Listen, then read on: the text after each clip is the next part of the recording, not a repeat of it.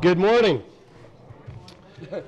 Go ahead and call to order the February 13th, 2018 meeting of the Indian River County Board of County Commissioners. At this point, it's my pleasure to invite Pastor Joe Moore, the Rivers of Living Water, Rema Word Ministries, who will lead us in the invocation. That'll be followed by the Pledge of Allegiance led by Commissioner Zork. And first, we will start with a moment of silence for our first responders. Would everyone please rise?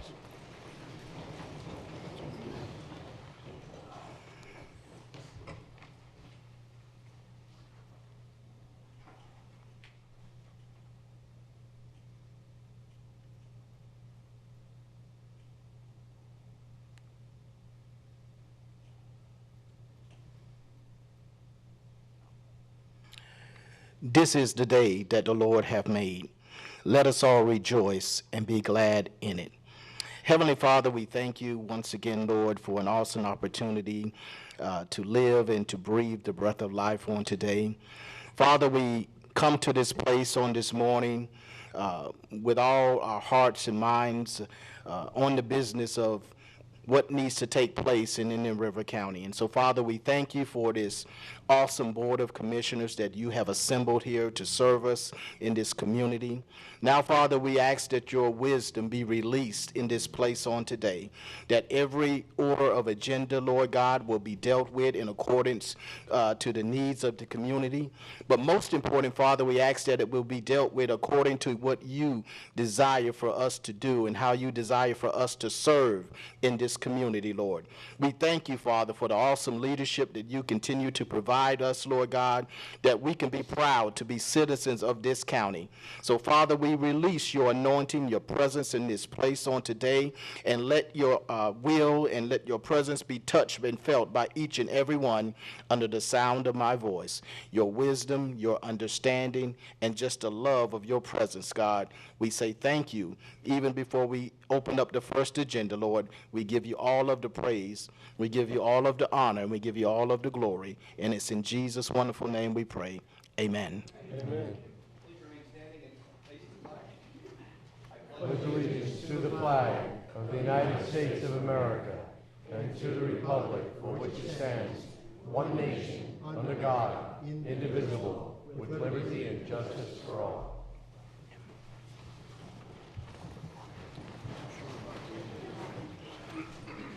Thank you, Pastor Moore. That's very nice.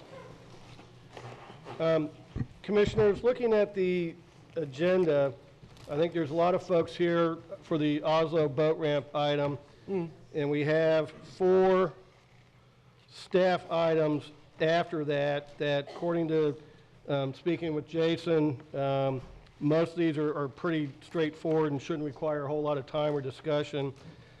So in order to maybe let staff get cut loose and get them freed up, I would recommend that we go ahead and move the Oslo ramp after the utility services, and that way we can get staff items taken care of and then keep the rest of the day open for the folks that want to speak to the boat ramp. So, all right. Is there any other additions or deletions to the agenda?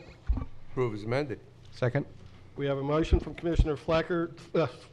Excuse me. We have a motion from Commissioner Flesher, sitting right down here. Second by Commissioner Zork.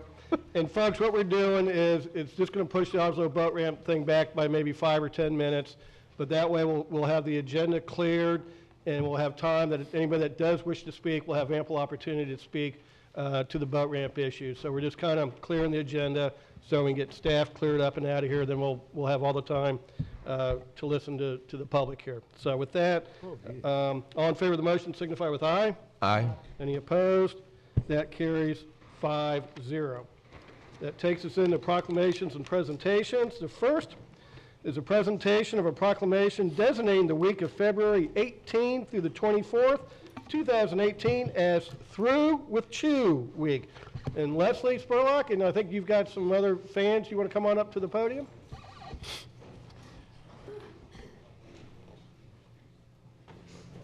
Leslie, I'll go ahead and read the proclamation, and we'll be glad to hear from you and your supporters there. Thank you. This is a proclamation designating the week of February 18 through 24, 2018 as Through with Chew Week. Whereas the Florida Department of Health's Bureau of Tobacco-Free Florida and Quick Doc Foundation are leaders in tobacco prevention and cessation efforts, and whereas using smokeless tobacco can lead to nicotine addiction, and whereas smokeless tobacco products like chew and dip can contain 28 cancer-causing chemicals, and whereas smokeless tobacco causes cancer of the mouth, esophagus, and pancreas, and whereas the rate of smokeless tobacco use has not decreased as drastically as cigarette use from 2012 to 2016, and whereas once adolescents start using one tobacco product, they are more likely to experiment with others.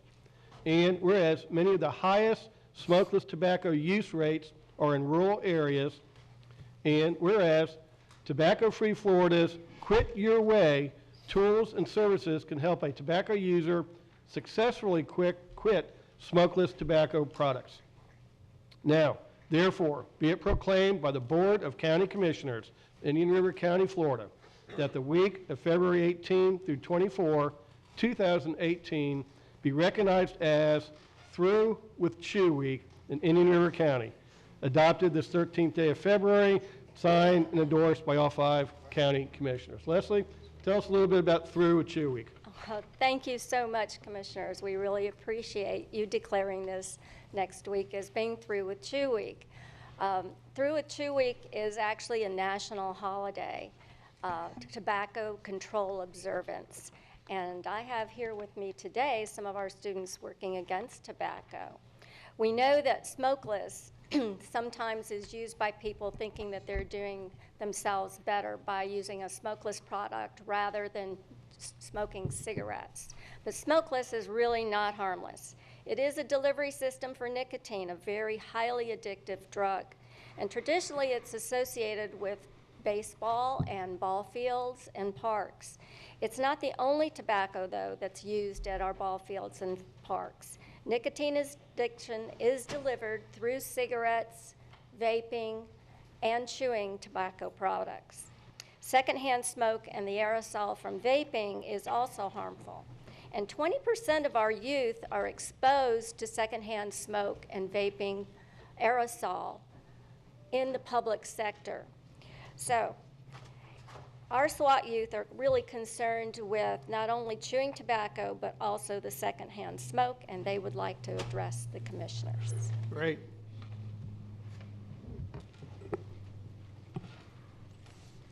Hi, my name is Genevieve Presti, and I'm here on behalf of the SWAT's Students Working Against Tobacco chapter. Today we are here to thank you for the proclamation through with the Chew Week and tell you why smoking should be restricted in parks. Now you will hear from Hannah Shellhammer, Kayla Hirschberger, Anna Woods, Kara Feldborg, and Melissa Feldborg. Hi, I'm Kayla Hirschberger, and I'm the president of the SWAT club at our school, and I'm speaking about how secondhand smoke can have a really negative impact. You may be thinking, why is this important? And it's important because more than 2,500,000 non-smokers have developed health problems just from exposure to secondhand smoke. People who are being exposed to secondhand smoke can be in these areas as parks, and this secondhand smoke has higher concentration of cancer-causing agents than firsthand smoking alone. It's not a healthy environment for anyone, and especially children, so I hope that you agree to help end smoking altogether. Hi, my name is Anna Woods. I'm in 7th grade, and I'm part of the SRMS SWAT club. My grandma died of lung cancer, and that was 5 years ago, and I still have trouble with it. I don't want kids that are really young to have to deal with what I did, what I went through with that. Tobacco industries make their tobacco products more addictive by adding lots of drugs and chemicals to their cigarettes. People litter 4.5 trillion butts a year. How is that healthy to our environment? If you allow people to have any type of tobacco in parks, how are we going to be healthy? Secondhand smoking is just as bad and maybe even worse. We want to be the generation to end smoking, so please help us do so. Hello, my name is Relissa. I am an 8th grader in SRMS, and I am an SRMS SWAT club. The air pollution emitted by cigarettes is 10 times greater than diesel or car exhaust. Suggest a controlled experiment reported in tobacco control. Environmental tobacco smoke produces fine particulate matter, which is the most dangerous element of air pollution for health. What do you think when you see something on the ground? Right, cigarette butts. Hi, I am Kara Felberg, and I am in the SMRS SWAT group. And smoking in parks can harm kids' brains because their brains are not fully developed. And if they breathe in all those fumes, it won't harm them the first time, but if they keep going there, it will harm them. Also, they can die at an early age. Cigarettes have 7,000 chemicals, and that is not healthy for kids. Hi, I'm Hannah Shellhammer, and I'm here to tell you the results of what have happened throughout the U.S. because of setting these rules.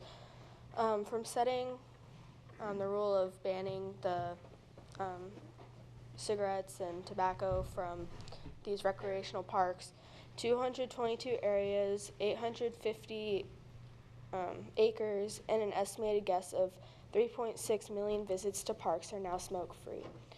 Why not make these areas more smoke-free? People have saved $3 to $16 million from having to clean up all of the cigarettes off the ground. And why not save more?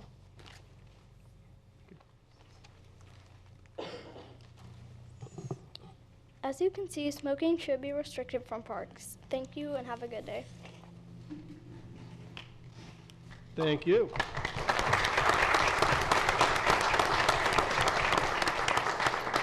Leslie, your SWAT team did a great job there.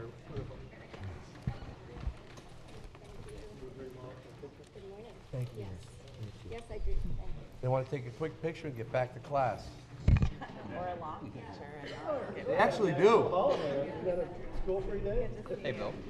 Oh, yes, hi, good morning.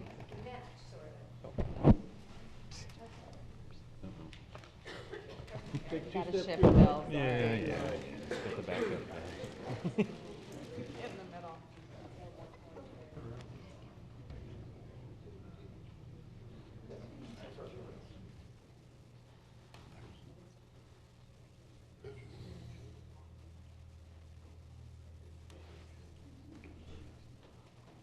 Thank you very much. Thank you, Maria. Thank you.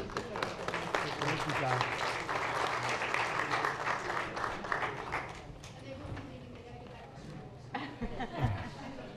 They should stay the whole day, could be interesting. Thank you.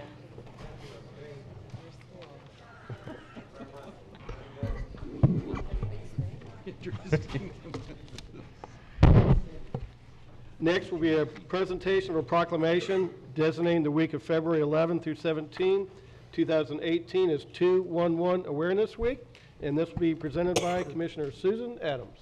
Come on down. It's my pleasure to read a proclamation designating the week of February 11th through the 17th, 2018 as 211 Awareness Week. Whereas many times when individuals and families need help in meeting life's basic needs or are experiencing times of crisis and are not sure where to turn, and whereas 211 is an easy to remember, easy to use 3-digit number recognized as the central linkage point in providing individuals and families with the guidance, support, and information they need to solve their problems. And with the crisis intervention and suicide prevention, they seek to keep them safe.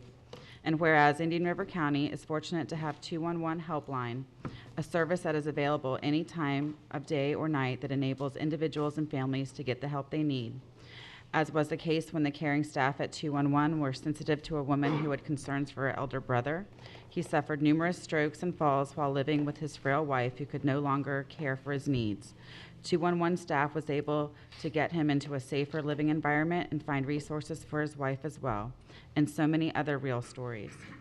And whereas 211 specialized advocacy and support service also include the Help Me Grow initiative, which helps link vulnerable families to crucial services, while 211's life-saving Sunshine daily phone calls continue to positively impact the lives of local housebound and/or isolated seniors, all at no cost to those participating. And whereas 211 helpline service is free, confidential, and available 24/7 with highly trained staff who assisted thousands of individuals in need of crisis intervention, assessment, and referrals to the community services. The staff at 211 will continue to provide that warm voice at the other end of the line, the caring assistance to the people of our community, and hope when you need it most. Now therefore be it proclaimed by the Board of County Commissioners, Indian River County, Florida, that the week of February 11th through the 17th, 2018 be designated as 211 Awareness Week in Indian River County. The board urges all citizens to be aware of the only telephone number they need to know to access information and referral to the programs and services in our community that provide assistance in such areas as health care, insurance, volunteering, food, daycare, mental health counseling, support groups, financial assistance, and much more. Adopted this 13th day of February and signed by all 5 county commissioners.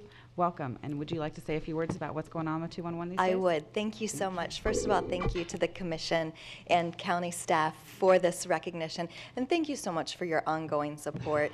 You know that 211 Helpline is a private nonprofit, and as such, we have really no budget for advertising and promotion. And so what that means is things like this recognition are absolutely vital to help us get the word out. I wanted to share with you a little bit about our last year. As you know, 2017 was a rough year for a lot of people. We had a lot of people that were struggling.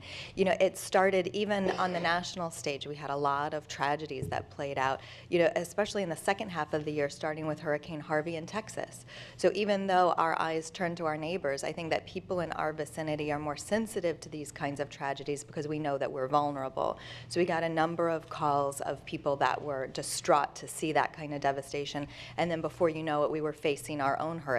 So our staff were there, available before, after, helping people to prepare and helping people to recover. We kind of didn't catch a break. Right after that, our nation's eyes turned to the massacre in Las Vegas, which caused a lot of pain and anguish for a lot of people. And then very quickly following that, we were looking at Hurricane Maria, and many people had neighbors or friends, family that were affected by that. So throughout all of that, our staff was there. I know that this commission and our audience is already aware that if you dial the National Suicide Prevention Lifeline number, our team at our Lifeline answers that. They're trained to handle that. So perhaps it was no surprise that given all of the things that were going on, we found that in October, the number of calls to the National Suicide Prevention Lifeline doubled compared to the prior October.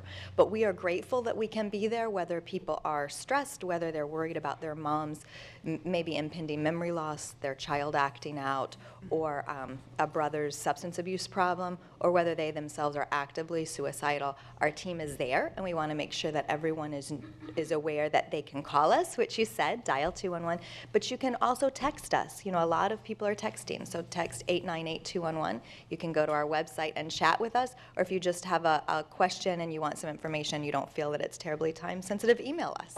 So any way you want to reach out to us, we are there for you. I want to thank you again for the recognition, and I have an assignment for everybody here as part of 211 Awareness Week. Please make sure that you are checking out the services that we have available on our website.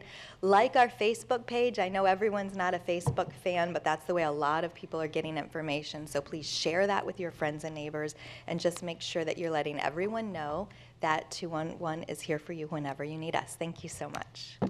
Thank you, Sharon. Thank you.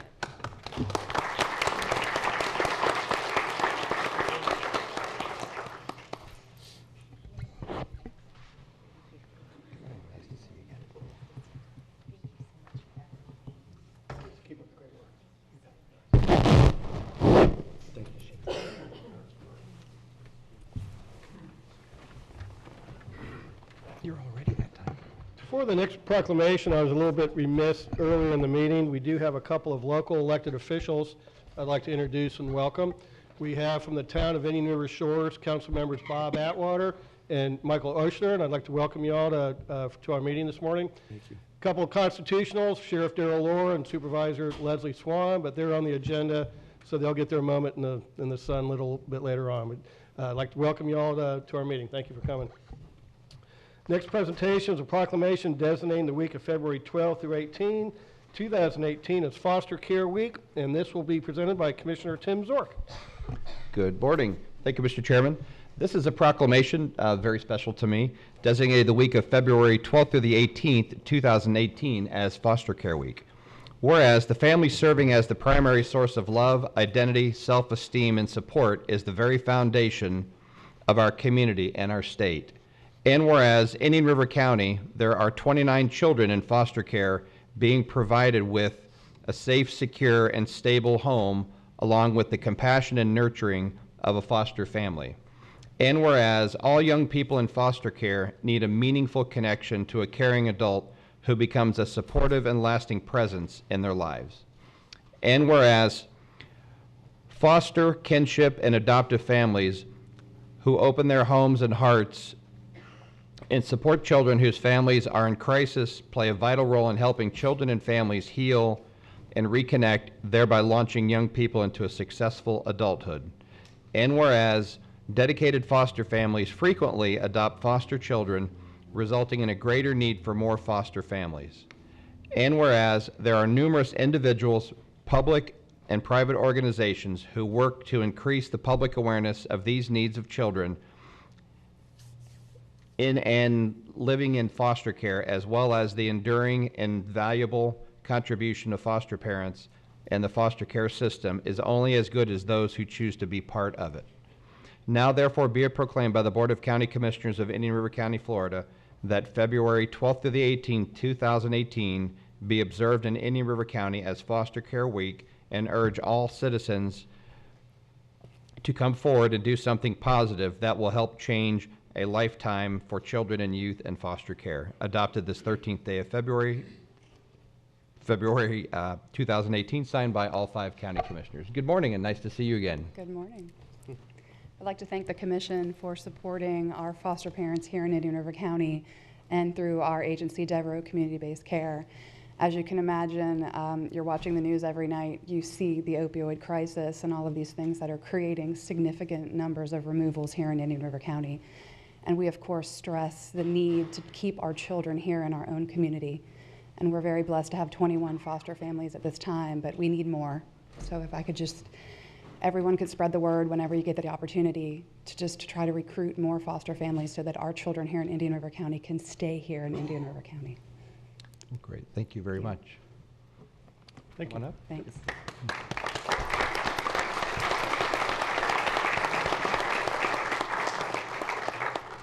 Thank you. Thank you, Lisa.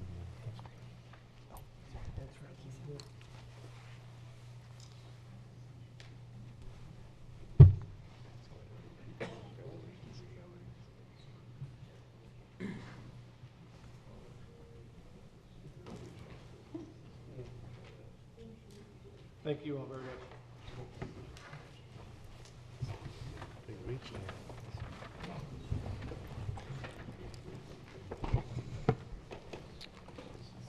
Well, hopefully our next presentation will have a flyover.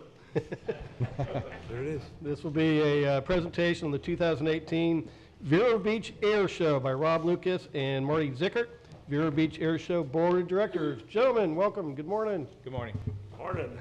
Tell us about some loud noises we're going to be hearing soon. Well, I thank you for inviting all these people to my birthday tonight. It is your birthday. Happy birthday. Thank you, folks. In 2011, Todd Howder of MBV Engineering said, we're going to have an air show. We haven't had one in 18 years.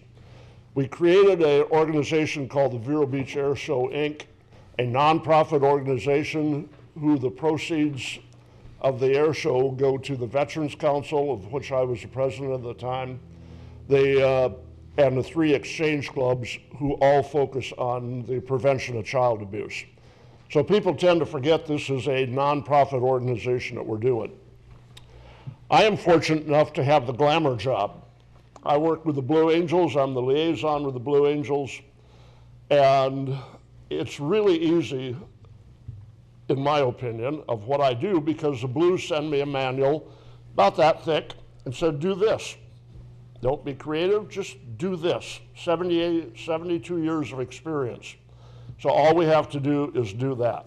Now, it involves bringing in equipment from Jacksonville, McDill, Patrick, number of things like that. But the real work is done, and that's... Wait, there's a jet going over us right now. Real power when you're the chairman. You can call in We can put a hole right up there. They do it the way you planned, Colonel. Well, pretty much. They were a little off. But the whole air show is, it's going to start on Wednesday. They bring in a single ship. April 18th, they bring in a single ship. They will fly 3 people. One of them is our own superintendent of schools, Mark Rendell. The other one is a Navy person coming out of the Navy recruiting organization. And then we have a VIP from Channel 5, probably. We don't know for sure. We submit names to an admiral, and the admiral says, that one. And being good troops, we say, yes, sir, and off they go. On Thursday, nobody believed in 2014 that the Blue Angels are really coming. They said Vero Beach is too small. They play in Chicago, Jacksonville, New York, San Francisco. Why would they come to Vero Beach?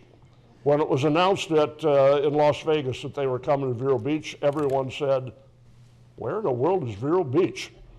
And we said, 30 miles east of Yeehaw Junction.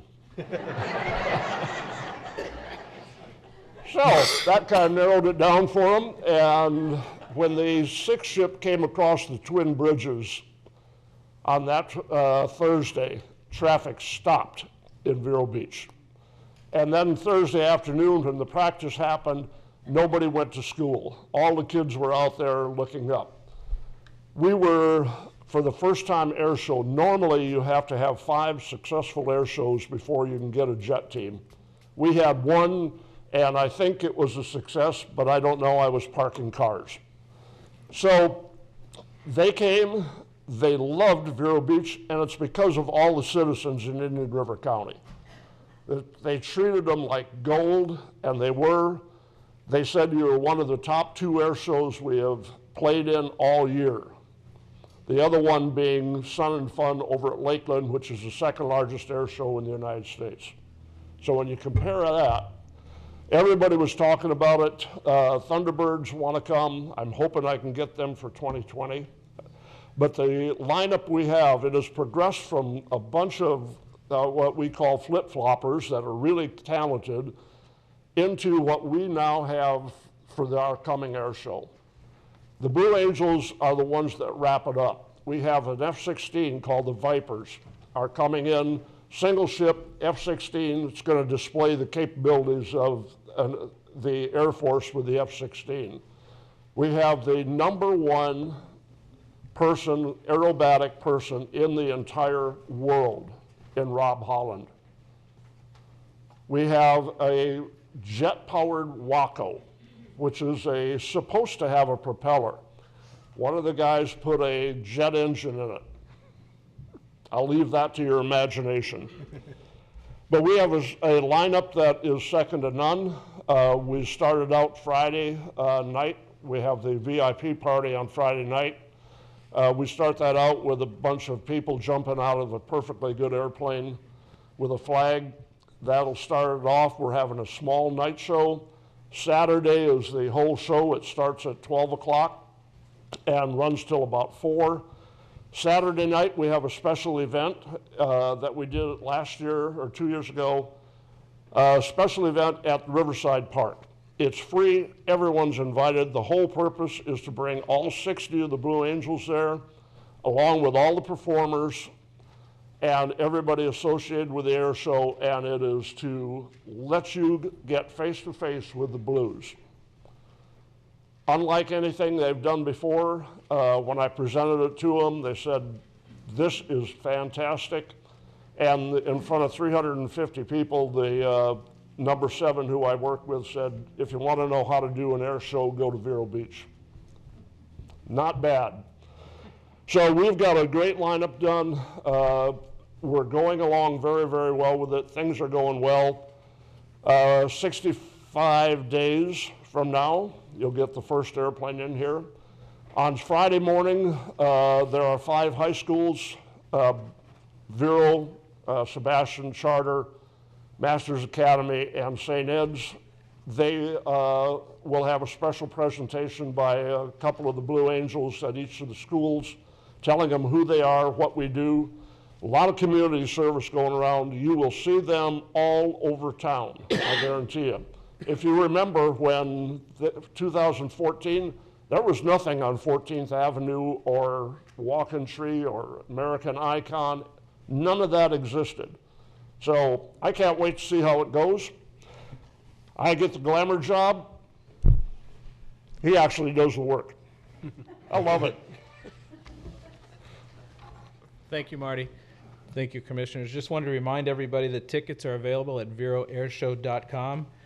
And as with any large event, this event can't happen without volunteers. And this weekend takes 800 to 1,000 volunteers. So there are volunteer opportunities, and that sign up again is at veroairshow.com. And I'd like to go ahead and be remiss if I didn't thank some of our big sponsors, including Piper Aircraft. And a thank you to Simon Caldecott and Jackie Carlin for their support and their accommodations, and to the large airport tenants, including Sun Jet Center, Corporate Air, Flight Safety, and Paris Air for their support. Without the use of their facilities and their ramp space, this event couldn't happen. Again, tickets are available at veroairshow.com. Thank you. Thank you. You guys just do a fantastic job with that. And Marty, I've said it before, but I'll say it again. My only message for the Blue Angels is I want them to fly low, I want them to fly fast, and I want them to fly loud. I want everybody here to know they're up there doing their job. No problem. All right. We'll have their back. Don't worry about it. We'll be back next month. All right, guys. Thank you very much. Thank you.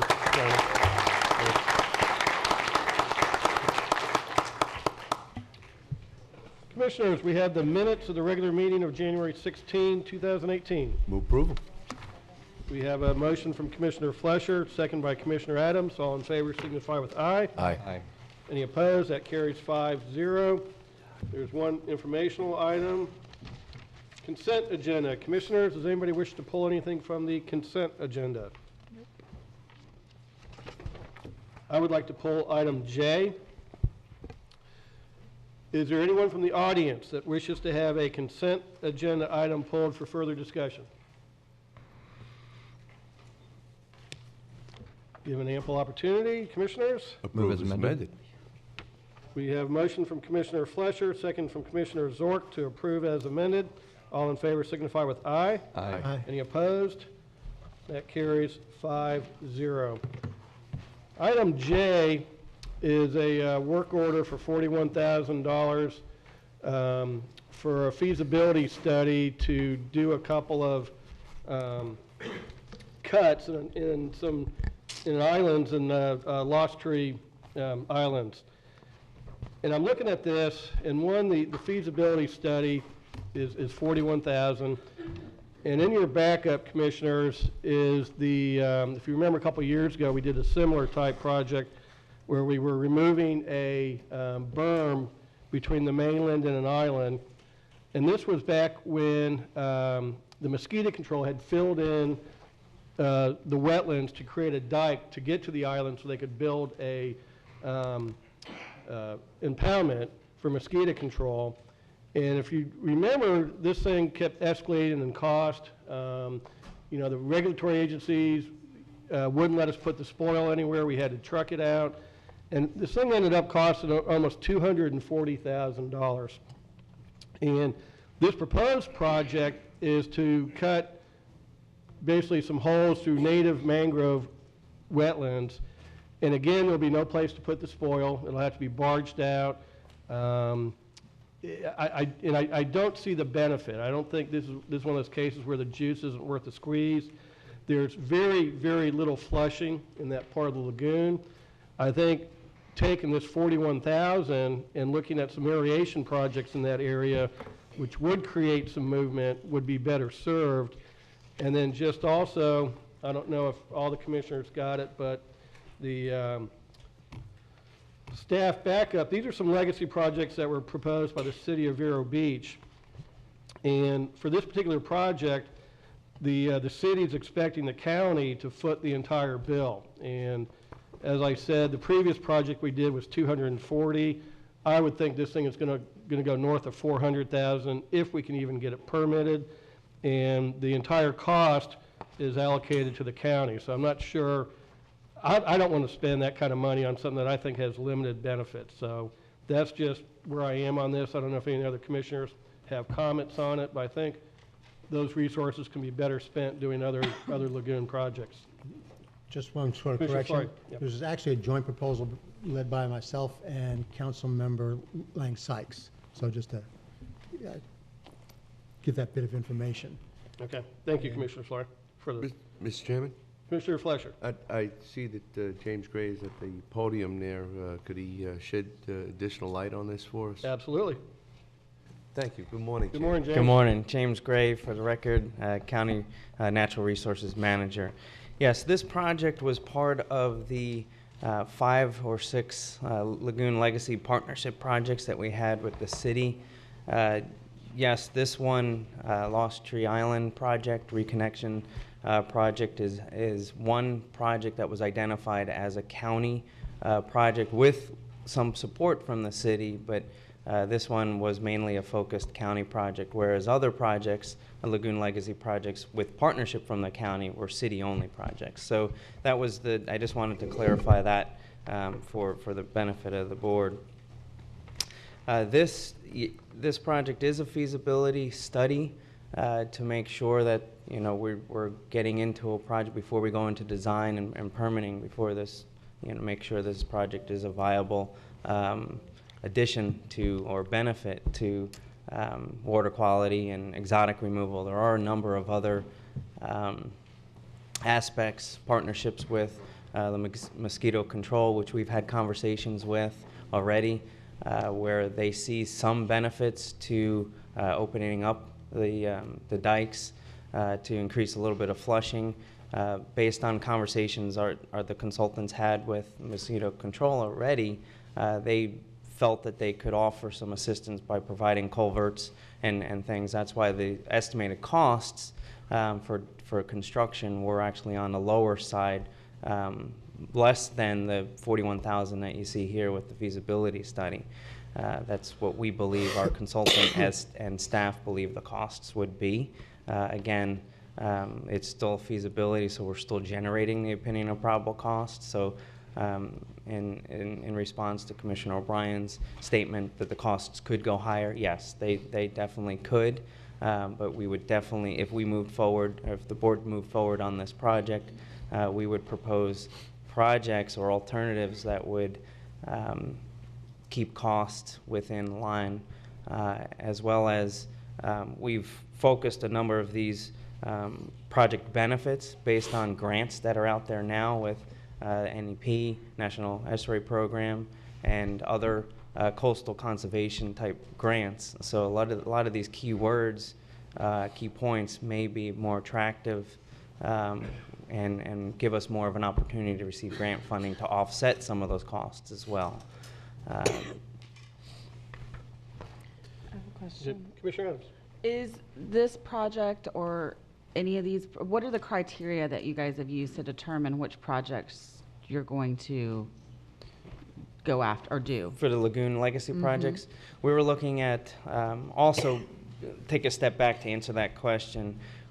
Of the 5 or 6 projects, we determined staff, city staff and county staff determined that some projects could be combined to best for effectiveness as well as permitting. So the real focus projects at this point are Oyster Reef Living Shoreline projects. There's a number of them that are moving forward in some capacity right now. And some of the more unique projects to some point, Lost Tree Island. That's how we prioritized these Lagoon Legacy projects. The aeration projects and so forth were more of a city type proposal, so we had based on staff resources, city and county staff resources, the city was looking at doing more of the aeration based on our discussions. Again, things can change, aeration projects, whereas the county, again, focusing on the flushing type projects, because we have more staff related to natural resources and coastal engineering. And that's the main reason why we're focusing on that. Is there an overall plan of the total number of projects that need to be done and in what order and the expected results? Or is this just kind of staff's come up with a list and we're just going to march down the list, but there's no coordinated? I can answer that one. Okay. Yeah, I mean, basically, Councilmember Sykes and I got together after conversations with Charlie Sembler. Charlie Sembler had, his idea was, okay, there are a lot of things we can do that probably be simple and cheap. Now, once government got involved, the cheap sort of went away. But again, Lang and I, talking about it, thought that if we could, first of all, get the city and county working together. That was one of our goals and objectives, because we all share the lagoon. Second one was try to get things that we thought initially, especially the first ones, which would be relatively inexpensive and be able to done quickly and have good visibility. And for me, that's the best thing about the Foot Island Merrill Barber Bridge project. Thousands and thousands of people would really be able to see it. One of the problems we have is our big projects, Egret Marsh, Osprey Marsh, Spoonville Marsh, most people are still unaware of. And so we want to do things that would have a high visible impact, would be relatively low cost, and let the citizens know that we were continually working on the lagoon. The hope, at least one of my hopes, was that we'd be able to get one of these projects done each year so everybody would understand, the entire community would understand that this still is a priority for us. So there was no great master plan. The last two projects are much, much bigger, though based on the work we've done on our other projects, I tend to believe, but without, until the real engineering studies are done, I'll have no idea, that they would end up being very cost effective, but that's down the road. So basically it was, okay, let's take care of as many quick opportunities as we have to let everybody know we're still moving forward. Okay. Mr. Chairman? Commissioner Zork. Yes, thank you.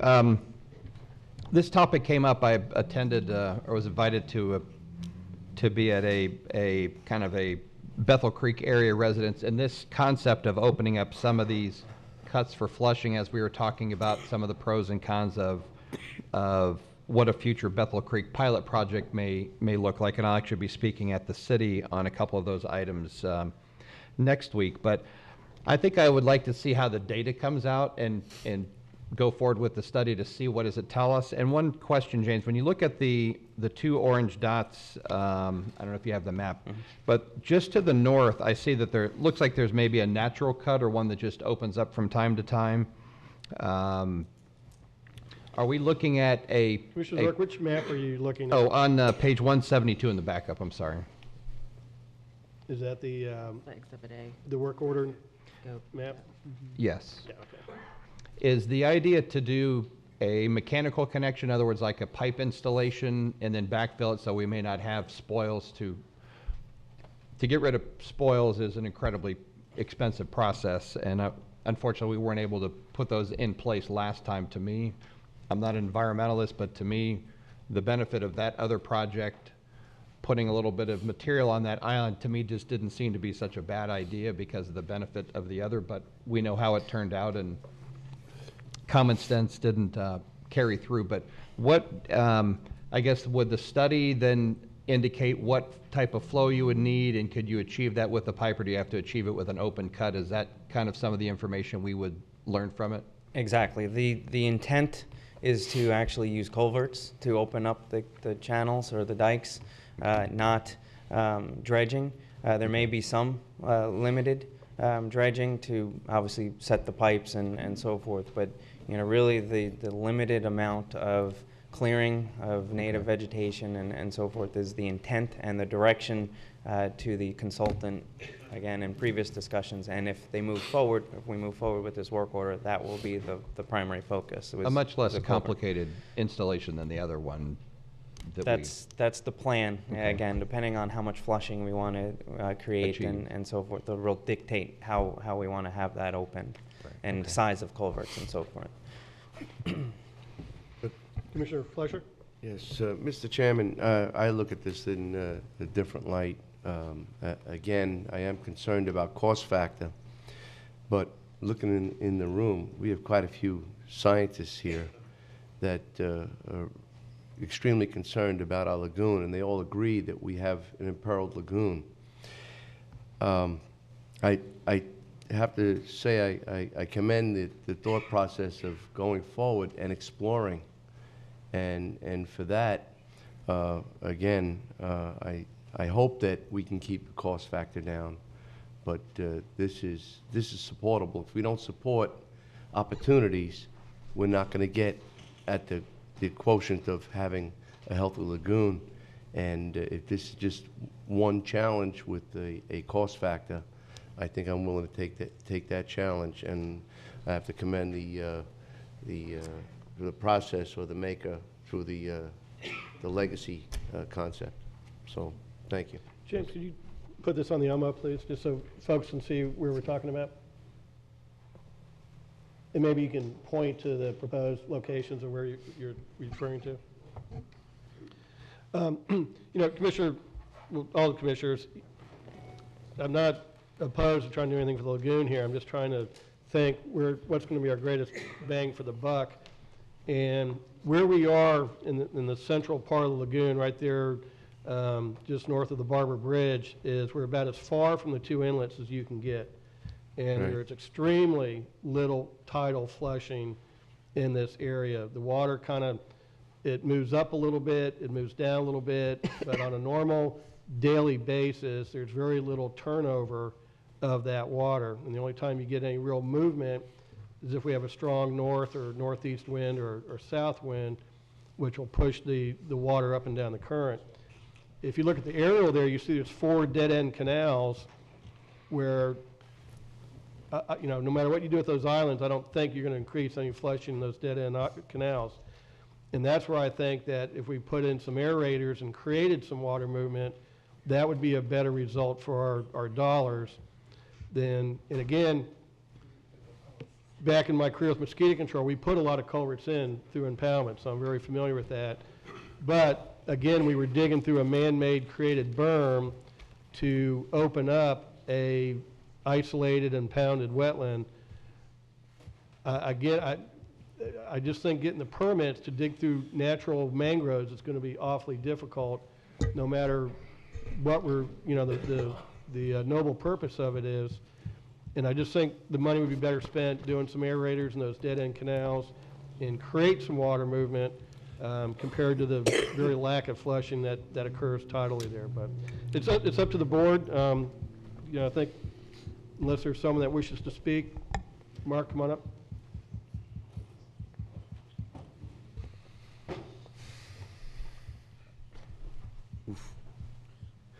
My name is Mark Yano, 10014 4th Street. I'm a bit caught off guard. I didn't know that this was coming up today, and quite honestly, I've had my head in the sand for 20 years and haven't really been paying attention to environmental projects.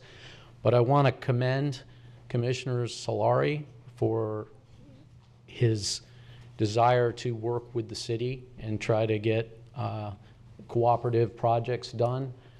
We all know that the lagoon is suffering, and I'm not savvy to cost-benefit issues. That's what you guys have to deal with. With regards to your concern on mangroves, mosquito control puts in culverts all over the place to increase flushing, and from a permitting standpoint, I don't see any issues. The actual benefit of flushing, I might tend to agree with Commissioner O'Brien on that. I don't know about the hydrodynamics in that area, but I wouldn't be too concerned about the permitting aspects. I'm somewhat familiar with some of the other projects, such as the aeration proposal in the Bethel Creek area and the bringing in the flushing. And I would only comment on 2 things. One, we have an awful lot of mangroves in the lagoon, and you have to look at cost benefits. And secondly, anything that we can do to help improve The quality of the lagoon, I would encourage, but again, cost benefit, you know, don't just willy-nilly pick any projects. You know, you've got to look at the cost benefits, which I think is what you're doing. So with that, I'm going to end my comments, other than to say that I do have a significant amount of background reviewing these types of projects, and if I can be of any assistance to the county, I would be glad to help. Thank you, Mark. Mr. Chairman? Commissioner Fleury. I actually think you make a very good point, and these are things that I certainly don't know. I mean, I don't know how bad the permitting will be. I don't know enough about the flushing. So what I'd like to do is make a motion that we table this for a couple months. One of the things I'd like to do is get time to work with Mr. Gray to just get a better sense with him talking to the regulatory agencies, how big a fight it might be, just how big the mangrove problem is. I mean, I know from talk with different scientists that we probably in our area of the lagoon have enough of most type of mangroves and then maybe in some areas, Dr. Gilmore actually says too many, but again, not my area of expertise. But I'm with you in the idea that if it looks like it's going to be something where the costs will start to escalate, then the juice isn't worth the squeeze.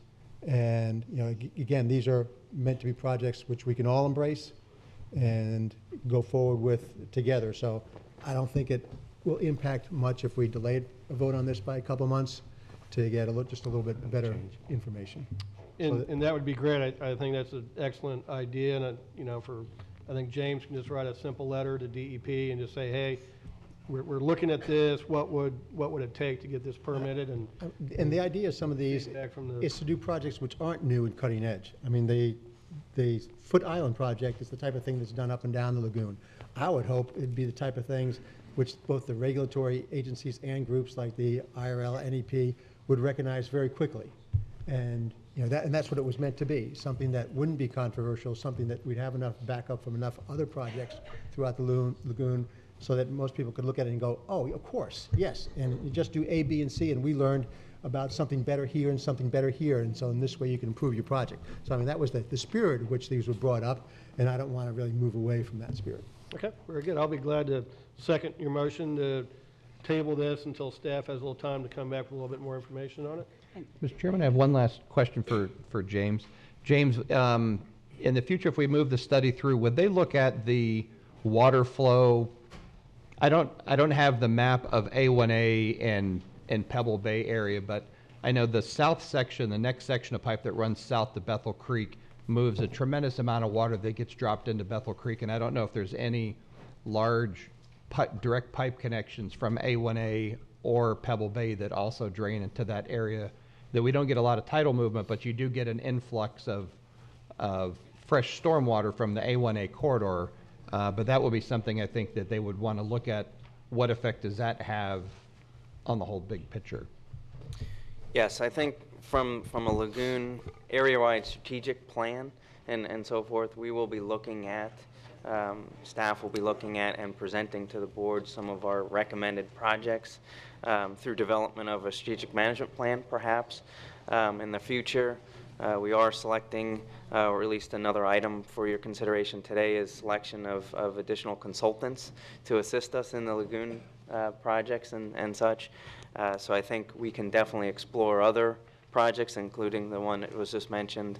And just another note on the Foot Island project, yes, that is, and I may not have explained it earlier, but it is a partnership project, so the county is assisting the city as well as the city assisting the county on that project. As far as internally, Keith McCulley and I are working on a design for the living shoreline aspect of that, as well as perhaps going after some grant funding or moving grant funding into that project. So there is clearly a benefit, county and city staff working together on that one, and we could focus, as what I'm hearing right now, we will focus our efforts with making that project to the best benefits possible.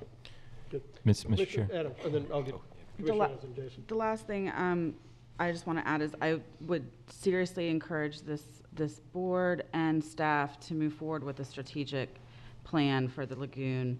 I mean, I do not pretend to be an expert in what projects need to happen at the lagoon, but I know we have plenty of people that are. And if we don't have some type of overall roadmap of how all these small projects are going to coordinate together, we're not going to be able to take advantage of the maximum effect and benefits to Lagoon. And my fear is that we will end up wasting money over time when we could be pulling everything together, doing something similar to what Brevard has done and creating that overall strategic plan.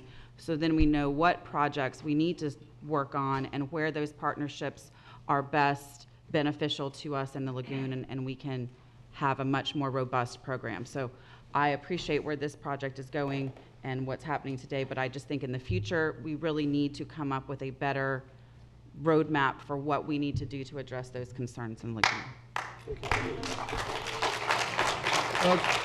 Please, thank you. Jason.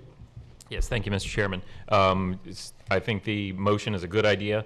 I do want to say when we talk about doing cutting-edge projects and permitting agencies, we have had some difficult experiences in the past, so I understand the chairman's concerns very well. We have been doing things that Commissioner Solari alluded to. I'll take a chance to bring them up since we have an audience here. I call them the Big Four. We've spent $29 million on them. They're removing nitrogen and phosphorus right now from the lagoon as we speak. But I will say, to varying degrees, whenever we've gone to build those and get those permitted, it has been a challenge with the permitting agencies. So we hope that those permitting agencies will view these things that we're doing, even if they're outside of the box. Sometimes what we've done for the last 50 years hasn't worked so well. So we need to do some innovative things, and we would hope that they would be more open-minded. And keep that in mind that we're looking to do things to help the lagoon in these projects. Thank you. Thank you.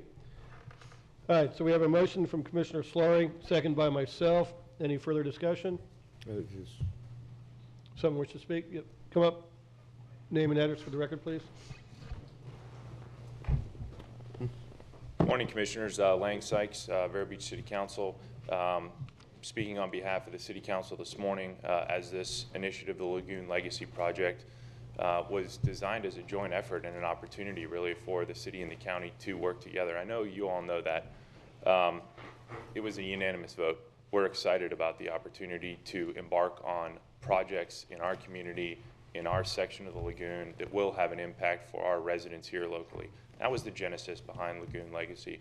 Obviously, this isn't about any one individual. This is about the opportunity for those of us that are elected officials and members of this community through volunteer efforts to leave an actual legacy for future generations. I certainly respect the fiscal responsibility of this commission in looking into any of these projects.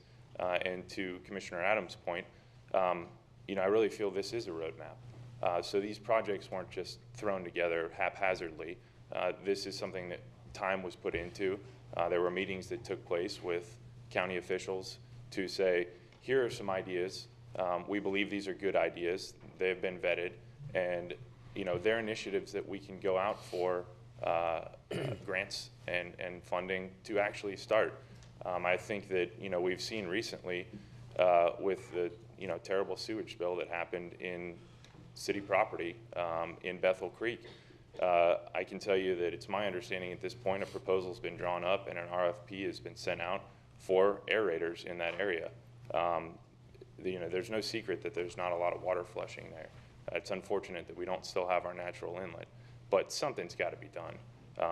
This has to be a cooperative effort, and so while I respect the Commission's decision to table this, I do hope that in the interim we can be taking action at the same time, because whether it's this project or any of the others that have been suggested, I think you'll find benefit there, and I think it's absolutely worth exploring. And I certainly think that whatever we end up deciding to do, we just need to do it.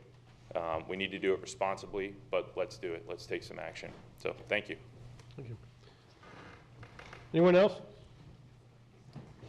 All right, Commissioners, all in favor of the motion signify with aye. Aye. Any opposed? Hello. Oh, I'm Hi. sorry. Sharon Kohler, 545 Honeysuckle Lane. I just have a question.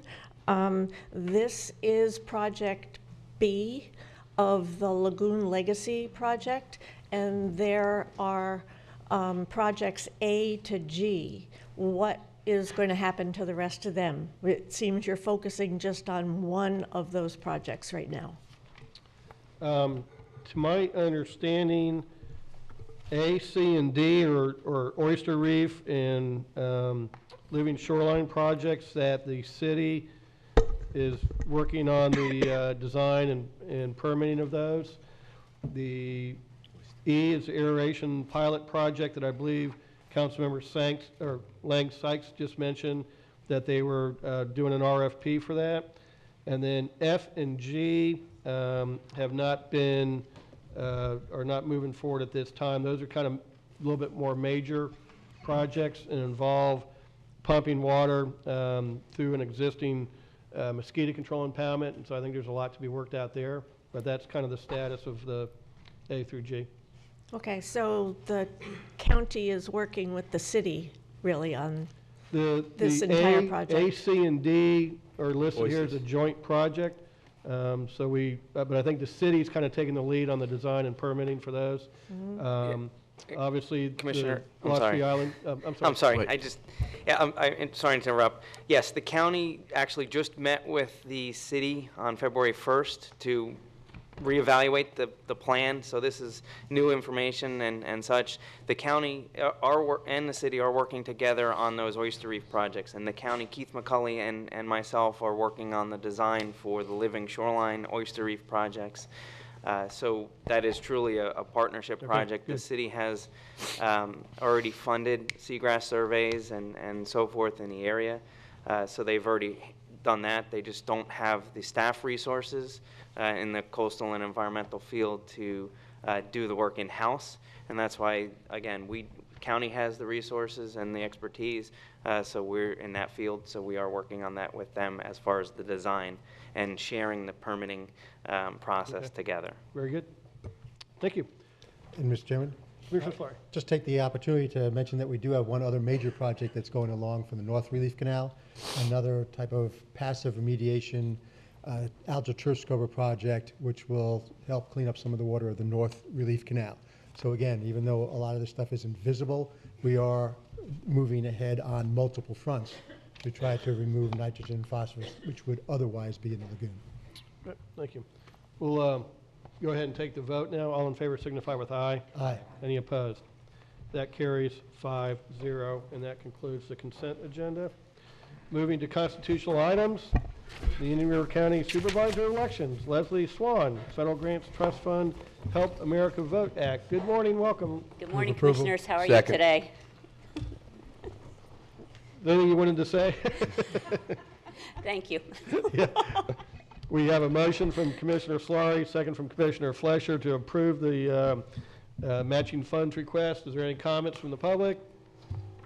Hearing no discussion, all in favor signify with aye. Aye. Any opposed?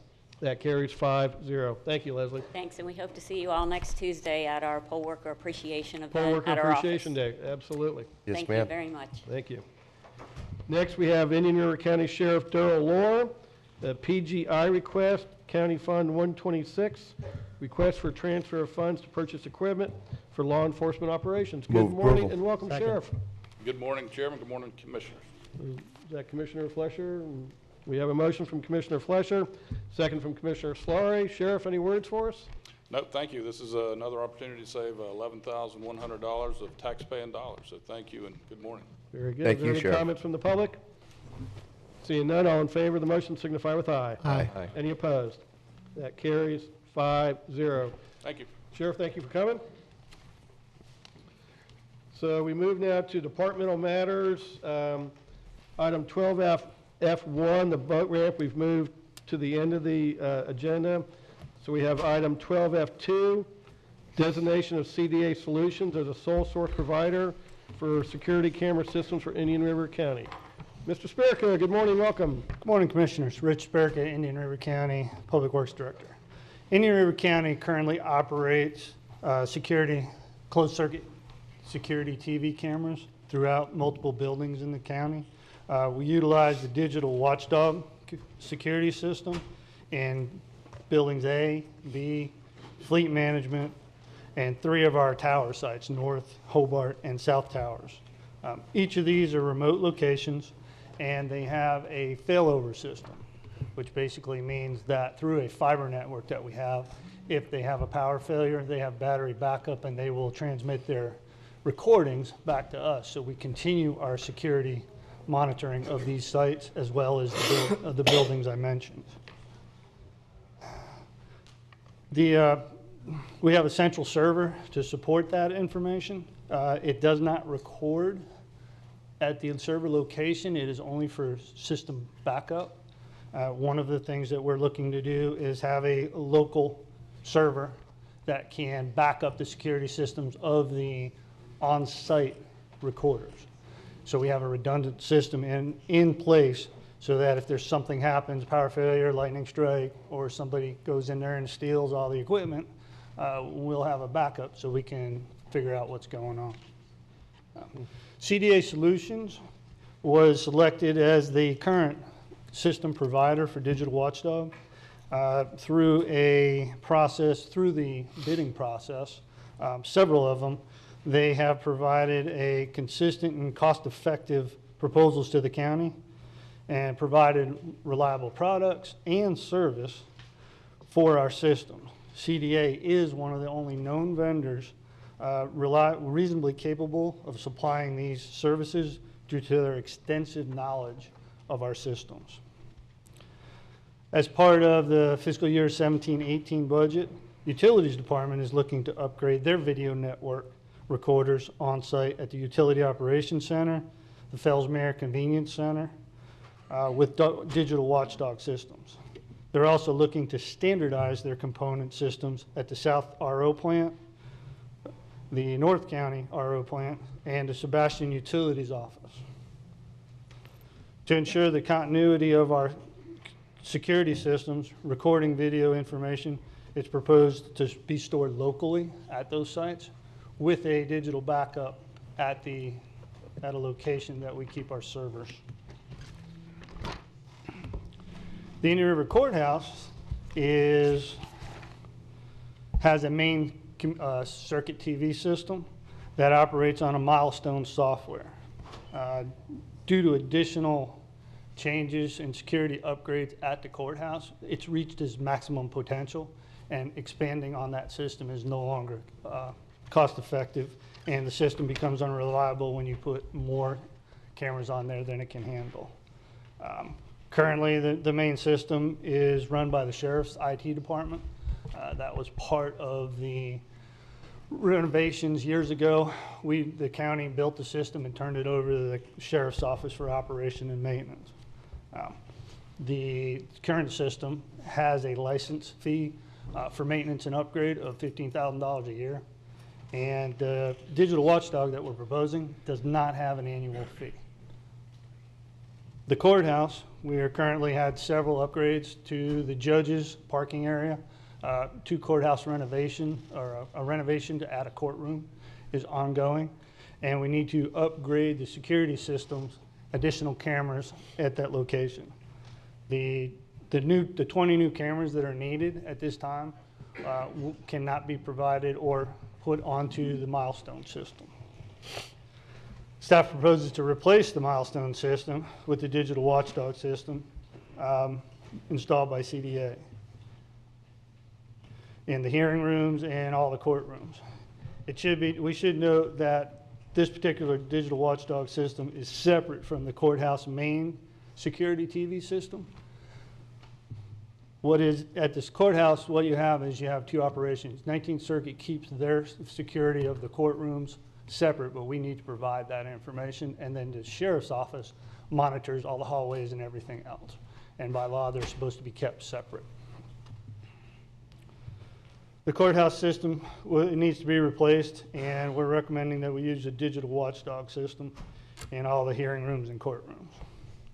Funding for the services of CDA Solutions and the digital watchdog system is budgeted and available in this year's budget optional sales tax, county security system account, and in the public works facilities accounts. Funding is available for the CCTV systems in the Fellsmere Convenience Center and for the Utilities Operations Center in this year's utilities budget. Staff recommends the Board of County Commissioners declare CDA Solutions as the county's sole source provider for digital watchdog CCTV security systems for Indian River County. Facility staff and recommends that the board authorize purchasing to issue purchase order for $8,394.39 for installation of the digital watchdog security camera system software at the courthouse. Issue a purchase order for $9,953 for expanding the backup server for the county-wide security system. Issue a purchase order for $25,632 for the installation of a digital watchdog system at the Utility Operations Center. And issue a purchase order for $8,694 for installation of a digital watchdog system at the Fellsmere Convenience Center. Thank you. Rich, Commissioners, any questions of Rich? Commissioner Zork. Yes, you said that they had submitted a prior, or we had selected CDA in a prior competitive bid process? Several of them, yes. Several. They were constantly low cost, and purchasing was afraid that they kept giving us really good numbers and we're doing really good service. So we talked to purchasing, and they thought this was the best course of action to keep things moving. And do we know how long is that the prior pricing to carry forward, like for cameras, or if we need to add other things on, will we go back to that early procurement pricing that they gave us, or do we, at some point, things are going to cost more, just? In the system, right now, we're looking at what we're working on and their expertise in our buildings and the areas. If we have areas where we believe that we can acquire better pricing by bidding, for this particular system, then we will do that. Okay. Right now, it's just that we continue to bid and they're continuing to be low. They've got extensive experience with our wiring and our systems in these buildings, and we believe that's why they're such competitive in their bidding prices. Is that good, Commissioner Zork? Yeah, I'm good, Okay, thank you. Chairman, I'd be happy to move staff recommendation. Second. We have a motion from Commissioner Slaring, second from Commissioner Adams to move forward with staff recommendation. Is there any comment from the public on the motion before us? Seeing none, all in favor signify with aye. Aye. Any opposed? That carries 5-0. Rich, don't go anywhere. Next is the designation of Jamar Technologies as sole source manufacturer and provider of traffic radar recorder equipment and TraxPro software. This one's much shorter. The county's traffic system is currently utilizing self-level service concurrency to, back up. The county's traffic accounting program is utilized to determine transportation level of service concurrency and determine the need for road repairs and roadway improvements. County traffic engineering uses counters and classifiers to count the vehicles, measure vehicle classifications and speeds. Due to the proprietary nature of the software and hardware used by traffic counters, different vendors and equipments are not compatible. Since 1991, the county engineering has used tube counters and TraxPro software for the counters manufactured by Jamar Technologies. And we've continued to find a reliable and accurate counters. Jamar has advanced the traffic counting technology to develop a radar recorder traffic counters. These counters are mounted on adjacent utility like a telephone pole or a power pole, even a signal poles. And it accurately counts the traffic. What this does for staff is it keeps our staff out of the roadway trying to put down them tubes. Everybody sees those tubes across the road. My staff has to go out there and secure them to the roadway. This takes that away. Once we set up a place to put these, they don't have to get out in the road anymore, which is a big safety factor for us. Rich, what are the little black things that are in the center of the road? Is that what we're putting out Those now? are counters too. Okay. That's by chance, a different vendor, but those are also counters. Okay. Will this radar one replace those as well? And No, just the hoses. just the hose. Okay, thank you.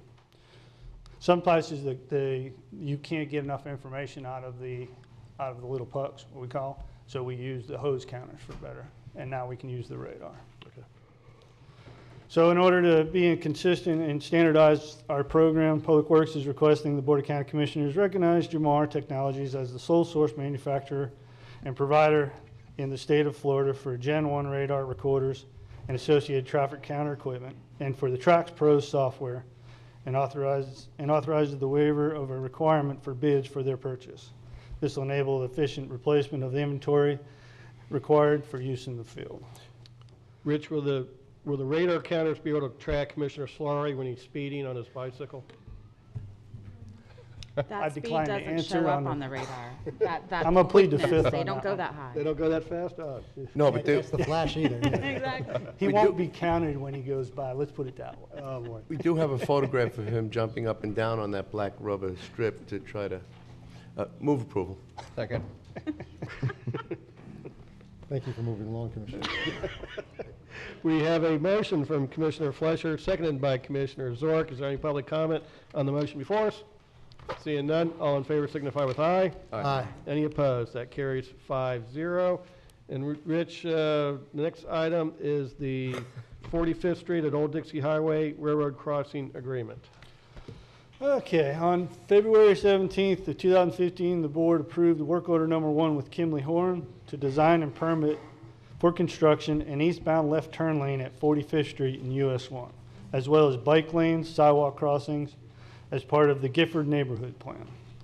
The project will extend about 1,200 feet west of US 1 to an existing auxiliary lane east or west of the FEC Railroad. The attached agreement between the Florida East Coast Railway and Indian River County will permit the county to construct an at-grade crossing for 3 lanes or 3-lane roadway configuration through the FEC right-of-way west of Old Dixie. FEC will perform all the construction within the right-of-way to accommodate the proposed improvements.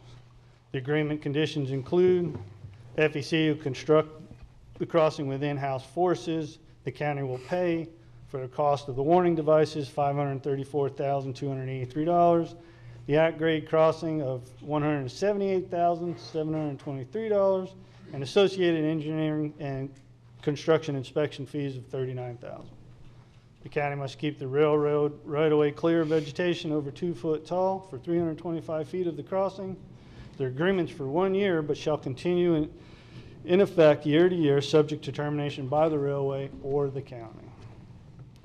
The county will pay $5,000 a year annual license fee and will be adjusted based on the CPI or 3%, whichever is greater per year. The county is liable and responsible for construction. The total estimate of the project is of just the FEC portion of the project is $752,007. The county's already submitted $17,500 for engineering, and so the balance remaining is $734,507. Since we started this project, All Aboard Florida has been proposing to add rail service through the county, which will impact the current configuration of the railroad crossing at 45th Street and Old Dixie Highway. The design of the crossing by FEC, which is part of the attached agreement, does not accommodate the future improvements for the railroad crossing necessary for All Aboard Florida to operate within the FEC right-of-way.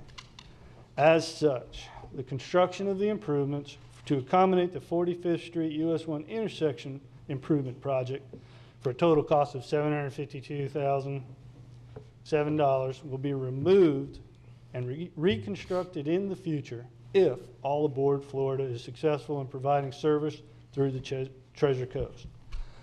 Now, I've discussed this with FEC, and staff and FEC have they have told me that All Aboard Florida has not submitted to them.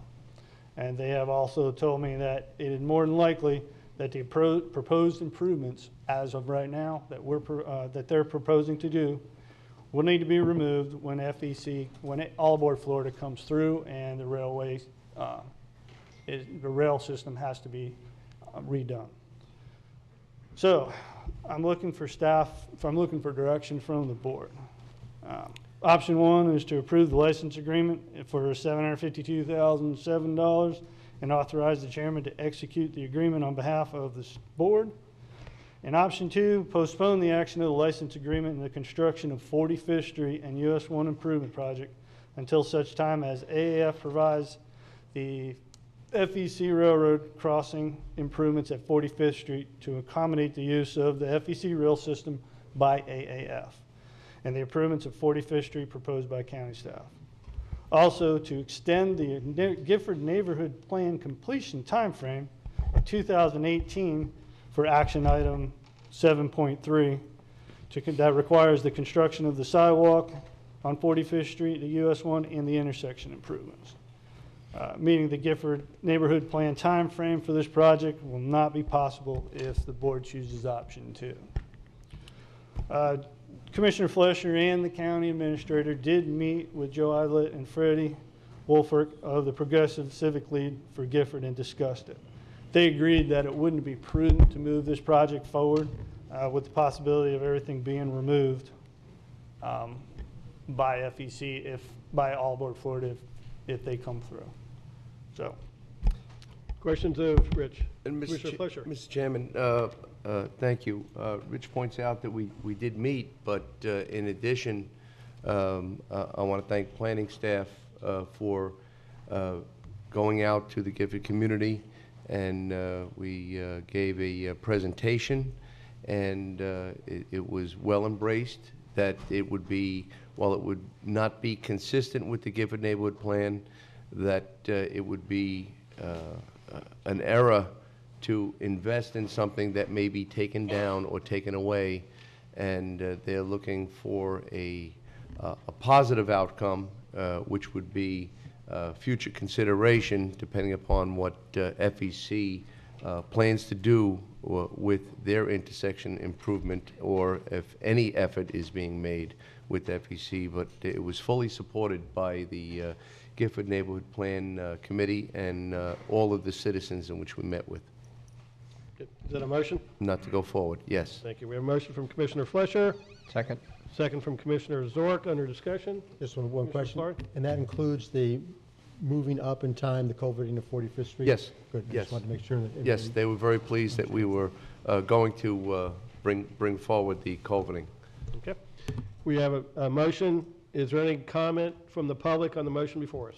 Mr. Chairman, the only comment that I'd have is, in negotiating or trying to negotiate these types of agreements with the railroad, they're very one-sided in favor of the railroad since they own the property.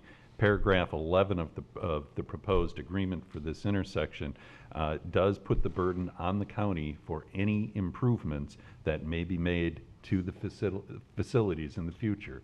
So if All Aboard Florida would come through, we'd end up paying for it anyway, in accordance with this proposed agreement. Yeah, this was clearly a one-sided proposal here. I'm very pleased with the direction of the motion. Any other comment from the public on the motion before us? Thank you, Rich. Seeing none, all in favor signify with aye. Aye. Any opposed? That motion carries 5-0. Great work. We'll go to utilities, item 12G1, reuse transmission system evaluation, Masteller and Moeller, work order number 6. And Vincent Burke. Good morning, Vinny. Thank you. Vincent Burke, Director of Utility Services. We just have a procedural issue in front of you, is to look for authorization to hire Masteller Moeller under the existing CCNA procurement contract extension that currently expires this week. The task is broken out into 4 tasks. Task A is to do an updated evaluation of the reuse system. Masteller Moeller was critical to help putting out a pump station and the 3 million above ground storage tank that's off of 77th Street. We're looking to take that reuse water and send it over to the east through the Johns Island Water Management Agreement that the board, if you recall, signed into effect December 5th, 2017. The second parts, B, C, and D, are only if there's deficiencies found. We anticipate that there would be some upgrades to the pumping system and electrical components. So if you look on the agenda packet, you'll notice 2 different funding sources. The first is to come out of our operational fund 471 account to look at where we have the need in place. And then if we do have to expand our system, it would be coming out of the capital fund based on the new growth. So Staff recommends the approval of work order number 6, which is attached to the agenda item, authorizing the professional services described in the attached work order. Request the Board of County Commissioners authorize the chairman to execute the work order number 6 on their behalf for a total amount of $64,410 to Mastel and Moeller. Certainly available for any questions. Questions of staff? Move approval. We have a motion from Commissioner Flesher, second from Commissioner Solari for staff recommendation. Any discussion? Is there any comments from the public on the motion before us? Seeing none, all in favor signify with aye. Aye. Thank you. Any opposed? That motion carries 5-0. That concludes all of the remaining of the agenda. The remaining item is Departmental Matters 12F1, the Oslo Boat Ramp Reduced Scope of Construction. We normally take a break at around 10:30, and it's 10:26. So instead of getting 4 minutes into this and break, we'll go ahead and take a 10-minute break now, and we will be back here at 10:36. Fabulous.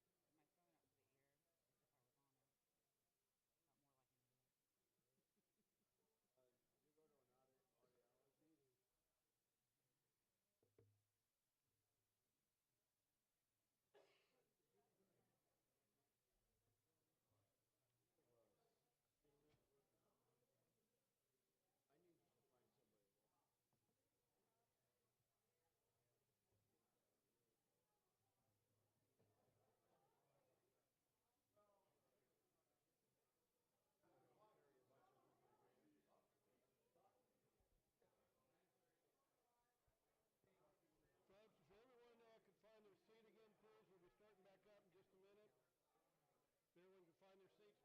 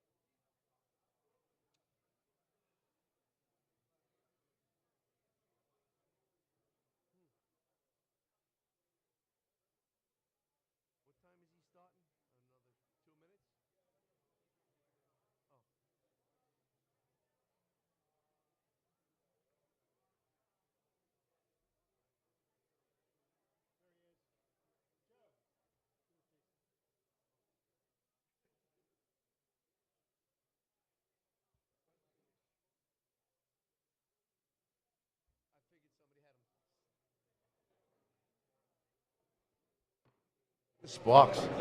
We'll go ahead and bring the meeting back to order. If everyone please find their seats. So first, I'd like to thank everybody who's come out this morning, and appreciate you sitting through the first part of the meeting as we took care of the rest of the business for today. What we're going to do here is we're going to start with the staff presentation, and then if the commissioners have any questions or anything with staff, we'll go through that. And then we will open up the public comment. Some of you may have filled out a speaker card. If so, you can speak. If you haven't, it's okay. We'll recognize you and you'll be able to speak too. It's my plan to allow everyone that wishes to speak to have an opportunity to speak. We do not have a time limit, but for the sake of moving through this, I would ask you all to keep on point, state your opinion or your feelings, but let's keep it very civil. Let's keep it open and friendly and businesslike, and I'm asking for your help to keep it as a business meeting. So I'd appreciate no cheering or no booing or whatever, and have respect for all the speakers as we move through this. And again, I thank you all for coming and participating on this issue. And with that, we will go ahead and start with the staff report. We'll have Rich Spirica, the Public Works Director, give that report. Good morning again, Rich. Good morning. Rich Spirica, Public Works Director. All right. Back in October in 2017, the Board of County Commissioners directed staff to reduce the scope of construction for the Oslo boat ramp from the current design encompassing 1.41 acres of land with 12 parking spaces for trailers and 11 parking spaces for cars to the following three options. Place of material on the access roadway in a turnaround area that would reduce the turbine runoff from the existing stabilized access road into the lagoon. The material used could be asphalt pavement, asphalt millings, crushed concrete, or any material that would accomplish this goal.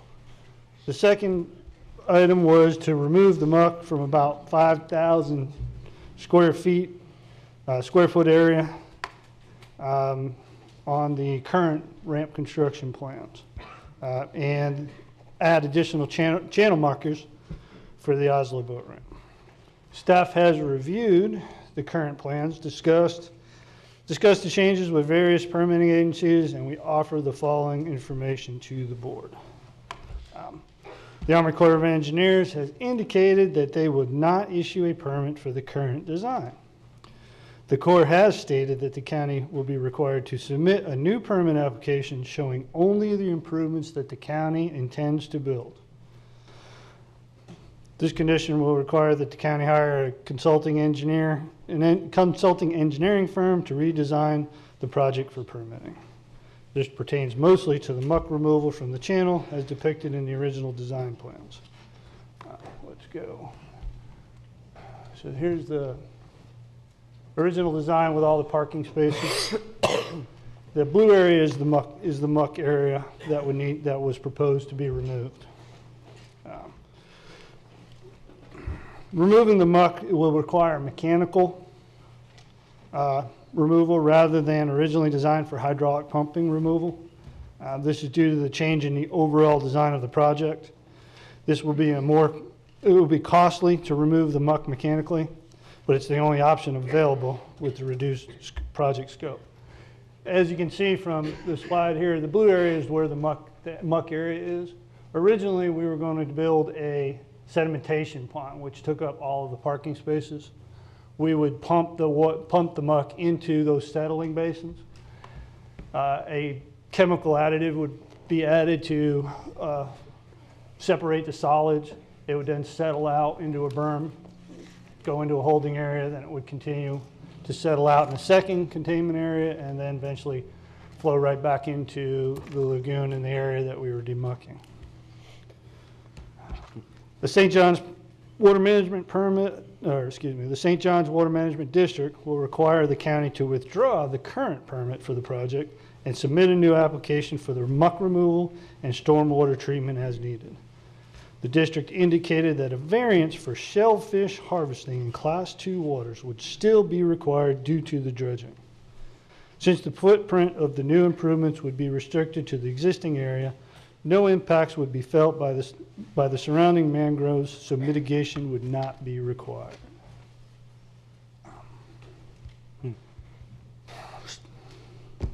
Staff recommends that milling be applied to the existing roadway cross-section to reduce the runoff of turbidity into the lagoon. Asphalt millings are not considered to be an impervious material as it does not have the same characteristics of asphalt pavement. Both the district and the Corps have indicated that using impervious material on the roadway would likely reduce the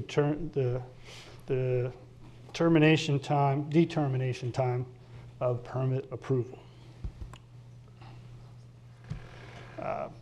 The permitting of the additional channel markers would be accomplished by in-house staff. Also at the commission meeting, the board directed staff to meet with the City of Vero Beach staff to discuss the possibility of a joint venture of a mainland boat ramp or mainland boat launch at the old power plant. as a possible alternative to improvements to the Oslo boat ramp. The chairman and the county administrator met with Councilman Lang, Sykes, and the city manager to discuss the possibility of the joint venture.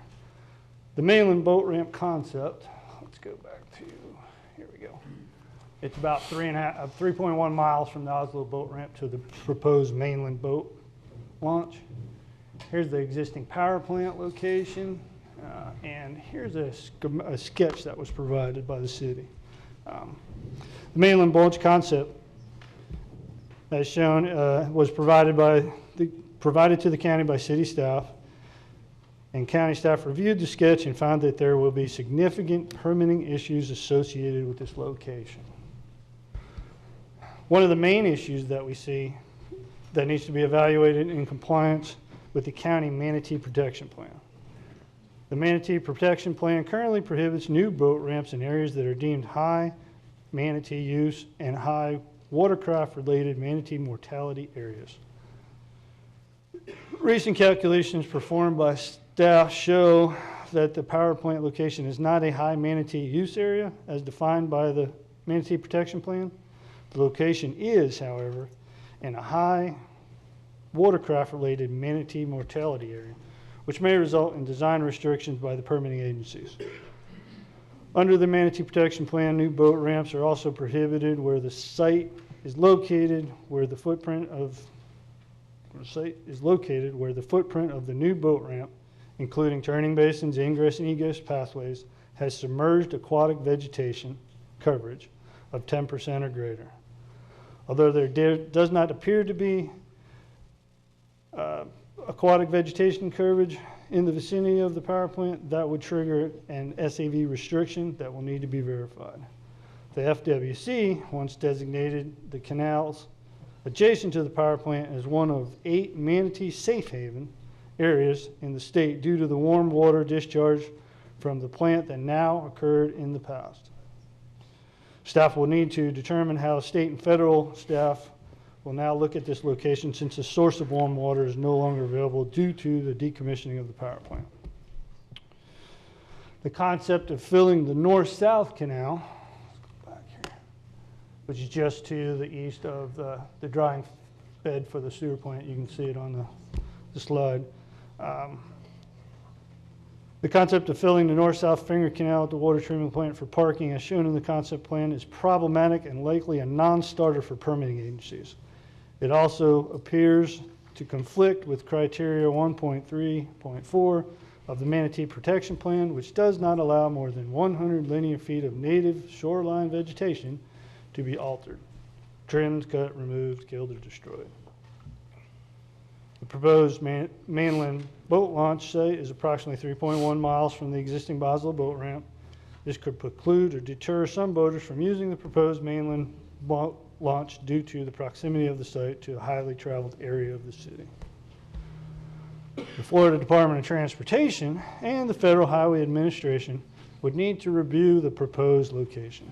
Based on the attached sketch, it is proposed to provide access under the bridge and construct boat ramps under the bridge. This will cause concern with FDOT and FHWA for potential damage to the bridge structure.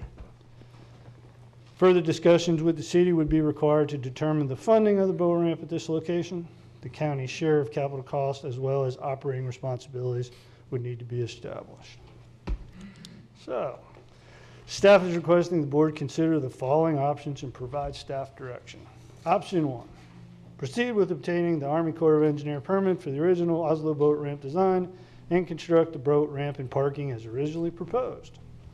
Option 2, proceed with redesign of the Oslo boat ramp to permit the demucking of the area depicted in the original plans and to install asphalt milling roadway in the existing footprint of the current roadway and to install additional channel markers.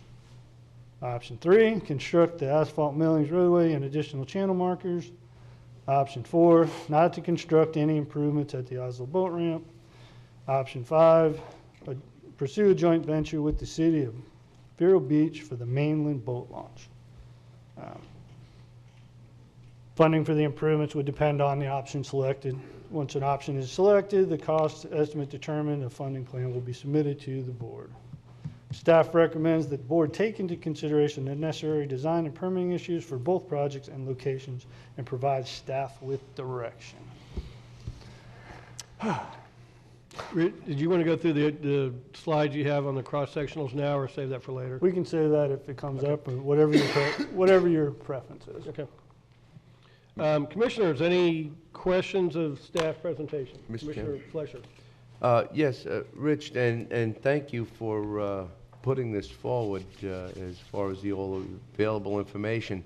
I had a question on the muck containment area. That Put that back up, Jim. that overhead, when was that taken? Or when was that drawn out? That was done back when the original boat ramp was permitted. So we're talking about like 3 years ago? Yeah, 2010, I believe. This was dated 2010, I believe, 2011, somewhere around there. When we had muck?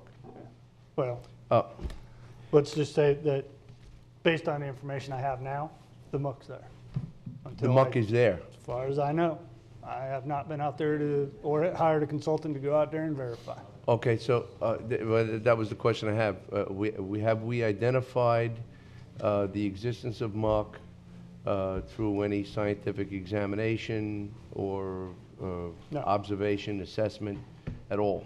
No, we've gone off the information we have available to us. We have not done a site visit to do an analysis of what is actually there since the boat ramp was done.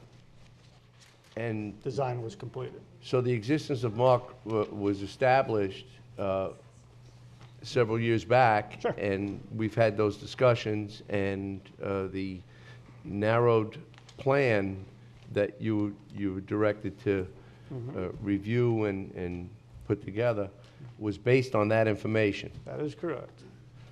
So, again, a lot of now I've gone out with some of the captains in the room in the past, and this time, unfortunately, I was hit with the flu, so I didn't want to get any of the captains ill, so I went out on my own. There's a lot of difference of opinion about muck and what muck is.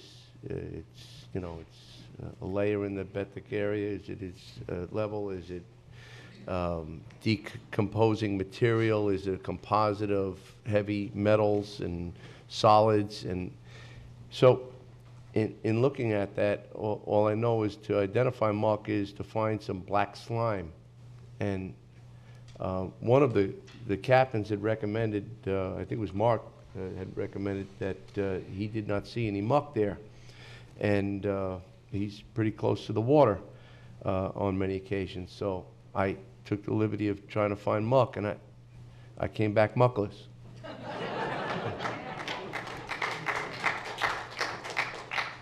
And it really hit me for a minute about the lack of muck, because there is a little bit of a channel there, and it would have leveled out into that channel, and it would have leveled out, I think in the past we had talked with Dr. Baker about how it would lay right in the beginning of where the boat ramp enters into the water, and you'd have a buildup there. And I think there was a discussion about cleaning that area out at one point. I think it was that far back when Chris Morrow was here, and we did not go in that direction just yet. My point is that the permission to do so was based upon the existence of something that was there about 3 years ago, 4 years ago, and that we had, I just wanted to know if we had anything more recent, because there's some talk that the storms have taken it away. So I just had some concern about earmarking some effort to remove something that may not be there. So that was one thing. And this is about the existence of information and the presence. It's not about any one individual. It's not about anybody doing the scope of work. It's about what we have available to us. And I just wanted to know if there was any updated information. The second thing is, we had permission to do something there, and we don't have any more permission to do that, correct? We never had permission from the Corps to do the main project. That- Okay, we had a St. John's permit. So we had a St. John's We had a permit. St. John's permit in hand, ready to go to construction. We had our shellfish permit in hand from St. John's. And we The have- Corps did not, the Corps was ready to issue a permit, but never did so. For whatever reason that we cannot figure out. Right. They just didn't do it. Suddenly, So, they just said, you know, hey, and stop I'll- this. Right. Uh, And I was aware of that. Just, so we don't have any in permission to do anything, any one of the options just yet. We're exploring, correct? That's just correct. As far as funding, did we have funding in the past? Funding was. As far as the My original- recollection, funding was never allocated for the Oslo boat ramp because we did not move forward with the project. At one time, we had funding allocated. We had a grant, and we had some Florida boating improvement funds Right. set aside. We currently do not have money in the budget. When the board tabled the project for 3 to 5 years, we decided to remove the money from the budget. If you'll recall, at the time, there were folks that were concerned that that the county was somehow sidestepping the issue and was going to have this project pop back up again. So we pulled the money out of the budget. So we do not currently have funds allocated. If the board decides to move forward, we would come back with a funding plan once we have a cost estimate. And since the original presentation, your teams have gone there and removed a lot of the invasive species that were in the way during, I think the hurricane might have helped, but it actually impaired the roadway. You've cleared that all out now, correct? Well, we cleared the roadway to make it passable after the hurricane. So, That was it. We cut back the mangroves from the edge of the road as we're allowed to do as part of maintenance. Some of the trees that fell over into the road were removed. We cut them off to the edge of the road, and that's all we've done. so emergency response and Just like any other road in the county, we went and cleared it to Cleared make it out. passable. And we graded on occasion, and that's it. Because my visit, it looks pretty good. Yeah, it does look It's good. pretty clear. I mean, if you wanted to bring a boat down there. The other question is, if currently the boat ramp has the capacity of bringing in a kayak, a canoe, and a flats boat, and I'm not a boat owner. I'm not a boater either. I just so- have friends that have boats, and I didn't go on them. But the boats, right now, it's safe to say that only very small craft can be launched at the boat ramp? I would not say that. I do not know. I'm not familiar enough with boats, so somebody else is going to have to answer that question. All right, and then post the, if one of the options are taken that we do go forward with work, would there be any, do you believe there'd be any, I don't know if you could answer that one, if you couldn't answer the other one. All I can tell you is that if we move forward with removing whatever's out there, if it's determined there's muck in there, it'll give it about 3 foot of water from the water level that's there to the mean high of minus 2.43 is where we were taking the muck down to. So it's about 3 feet from plus 0.7 to minus 2.43. I can tell you the water's going to be 3 feet deep if we go ahead and do this forward. That's about all I can tell you. Which, you can't put a very Hey, big I'm not a boat boater, up I don't there, I don't know. There's probably people in the room that can Oh, tell sure. us what size boat would actually fit in there. I'm looking for the benefit from going forward from where we are right now. What changes our quaint little boat ramp to a difference, and how much taxpayer dollars would have to be infused to change that. Can't tell you. Okay. I bet you there's somebody in this room who could tell us. There's a bunch of them out here. Rich, thank you. No problem. Thank you, Mr. Chairman. My question was going to be related to, is the presence of muck still there? Basically was answered with the Commissioner Fletcher's question. And Rich, in your backup, you said we would have to get an engineering consultant out there and they would go out and resurvey Absolutely. the channel and make that documentation. We can't design without knowing what's out there. Yes, we've had 2 hurricanes that muck could be gone, but in permitting, you know, taking somebody's word for it doesn't work. I have to send somebody out there, environmentalist or surveyor out there. They need to check the hard bottom. They need to check the depth of the muck, provide a cross-section every 100 feet of what we got the last time, and make a determination of what's out there, where we're at for mean water, where we're at the water level that was originally proposed, and then we go from there. We have not done that. That's why we're here at the board to decide, you know, looking for an option and direction from the board. And Commissioner Fletcher, I do own a boat, so I can answer your question. You never invited us. Oh, we're not allowed. The thing that won't change is the length of the existing ramp at Oslo. And in your backup, there's additional backup that has the as-built for the boat ramp after we redid it back, I want to say like 5 years ago. And then a ramp up at McWilliams Park in the city of Vero Beach. And the biggest difference is the McWilliams ramp is 76 feet in length versus less than 40 feet at Oslo. And the McWilliams ramp goes down to minus 4.5 elevation. The Oslo only is minus 3. And so for my boat, which is a 22-foot center console, I've got about 3 feet of tongue length. So I've got about 25 feet of length on just the trailer. And we have the same truck, which is close to 20 feet. Yes. So I'm at 45 feet total length.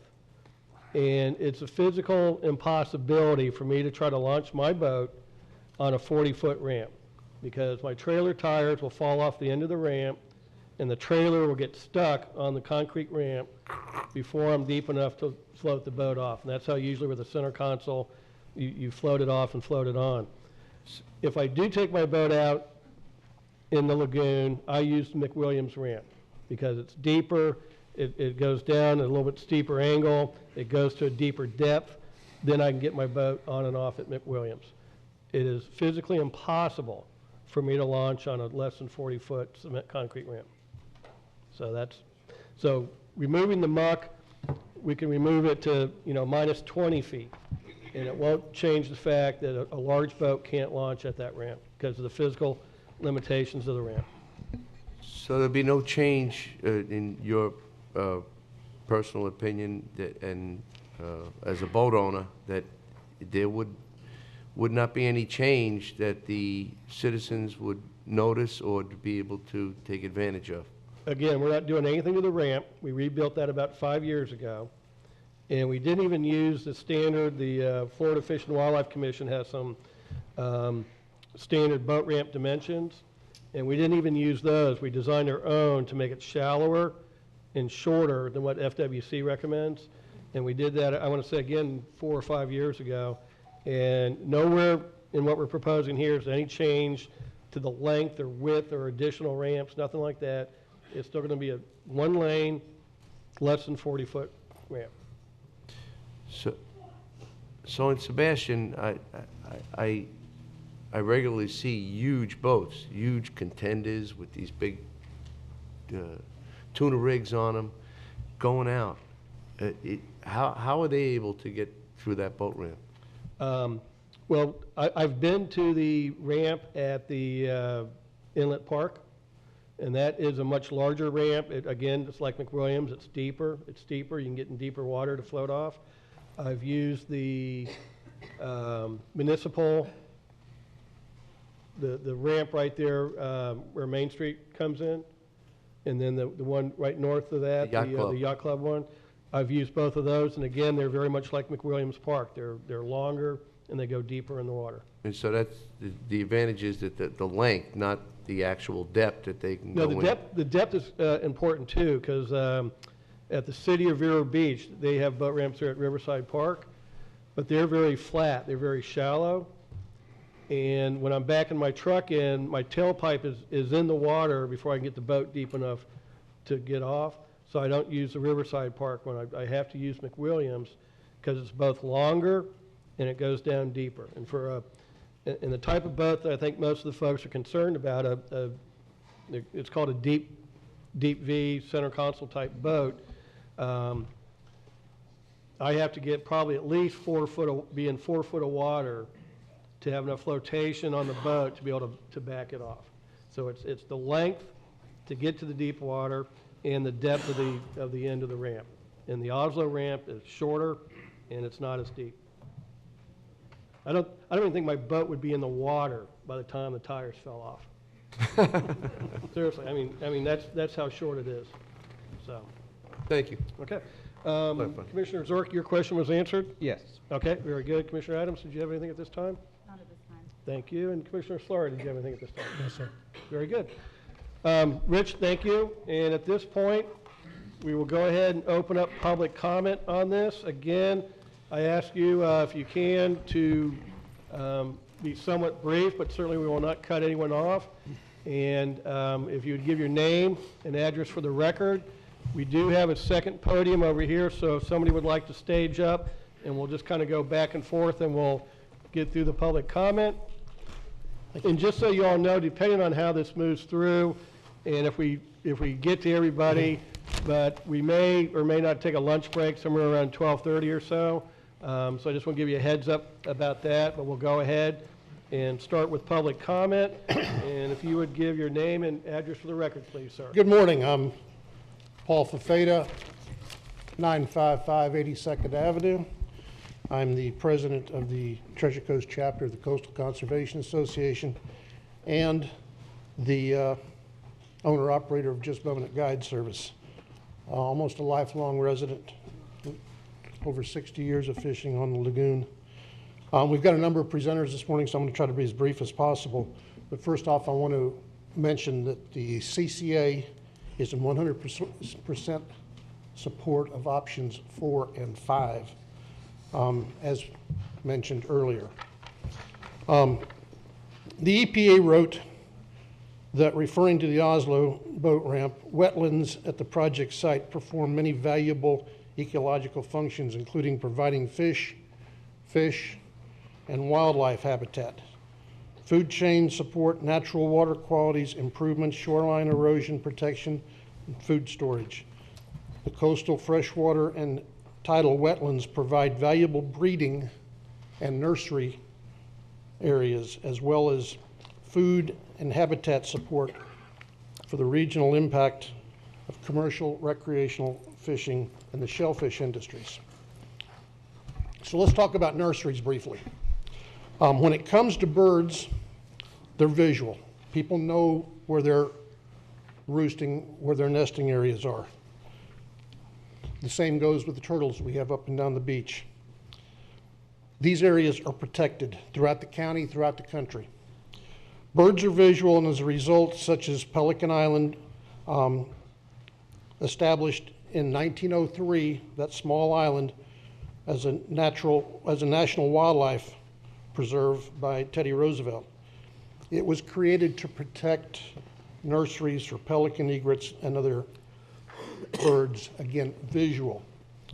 Same with turtles. What we're talking about are fish. Fish have nurseries too. They go where they want to go. We don't designate where they go, but they're not visual. The Oslo Road Conservation Area is well documented as being a fish nursery, the only fish nursery in the entire 156-mile lagoon that holds the 4 primary sport species of fish, those being trout, snook, redfish, and tarpon. While there are other locations throughout the lagoon that hold or act as nurseries for these species, maybe one at a time, this was the only one that holds all 4 important species. Just because it's not visual doesn't mean it's not important. Today, we're talking about these species. We're talking on behalf of the fish. Please save the fish nurseries. Leave Oslo Boat Ramp alone. Close friends to the fish, the clams, oysters, crabs, and shrimp, which are worth to the commercial fisheries in 1994, $12.6 million, but only $4.3 million in 2015. Again, it's water quality, it's habitat issues. 80% decline in the Indian River Lagoon. The fish beg that this doesn't happen to them. The fish, like the birds, pick their nurseries, not to humans. Look at the size of Pelican Island and compare that size to the Oslo boat ramp area. Very, very similar in size. The Oslo boat ramp and the surrounding area is known as the Oslo Riverfront Conservation Area, purchased for preservation and public enjoyment. Let's join with the intent and preserve the fish nurseries at this extremely important site. Not make a modification, not do anything to it that will more than likely destroy yet another valuable fish habitat area. The fish will forever be happy, as will the fishermen. To talk about the fish briefly, the FWC has posted some of its results, and the details of commercial sea trout catches in the Indian River Lagoon for 2016-2017. From the FWC, Brevard County harvested 2,500 pounds approximately. Indian River County, 8,400 pounds approximately. St. Lucie County, 5,350, and Martin County, only 29 pounds. Again, major nurseries for the trout and these other sports species exist in our lagoon system, in our county, and they need to be preserved. Now, we have talked about the fish wanting their nursery at the Oslo boat ramp left alone. We know fishermen want this area left alone. But what about the thousands of tourists, the fishermen that come into our beautiful county and spend money? They want to fish for trout, snook, redfish, and tarpon. Do they count? We all know the importance of tourism to our economy. One last point that I've heard mentioned, and it's concerning the 17th Street Bridge and being called a killing field for manatee. According to the Florida Fish and Wildlife Commission on data released last year, boat strikes killed 6 manatee along the Treasure Coast this year 2017. 2 each in Martin, St. Lucie, and Indian River County. You'll hear from other presenters, talk more about this issue, but again, you know, the manatee are not the issue. I want to thank you again for the opportunity to speak. Again, the CCA would strongly, strongly urge items 4 and 5. And at this time, I'll turn it over to my good friend, Dr. Gilmore. Just, Paul, 2 questions. One is, just for the sake of argument, let's assume that the muck levels are the same as they were 3 years ago, okay, just for discussion points. By removing the muck, would you say the water quality would improve or be degraded? You're going to hear from Dr. Gilmore and Dr. Edie Wider. I think any touching of that is detrimental because you don't know. First off, there's no muck there. You're going to hear that, okay? But unearthing anything has the potential to release unknowns that are detrimental to the seagrasses and the existing habitat that's out there. You can see and you'll hear that the area off of Oslo has more stronger seagrasses than both north and the south. And there's concerns about the roadway, and that'll be discussed by another presenter in a little bit, but leave it alone. Small boaters love it, kayakers love it, paddle boarders love it. The fish love it. Leave it alone. Okay, thank you. Thank you. Grant, and if someone else wants to queue up here?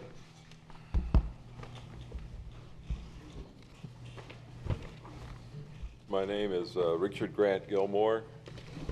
I live at 5920 First Street Southwest, Vero Beach. I'm a resident in Indian River County for the past 40 years.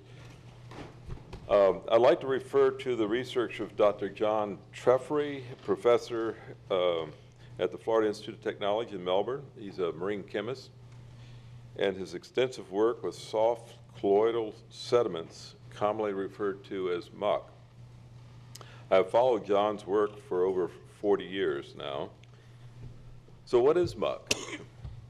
The word is derived from the 19th century need to bring attention to dirt, grime, filth, mud, slime, and mess. More technical 20th century definitions classify muck as a highly organic dark or black soil with less than 50% combustible content, organic detritus. Dr. Treffery describes our Indian River Lagoon muck as a dark, highly organic colloidal substance that contains significant amounts of water and has the consistency of mayonnaise.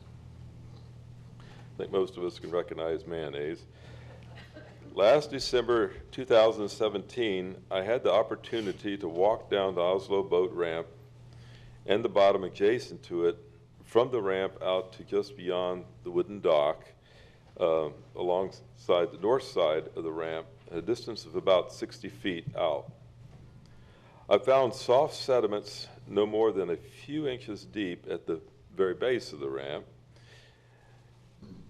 But they did not extend much past 10 to 15 feet from the ramp.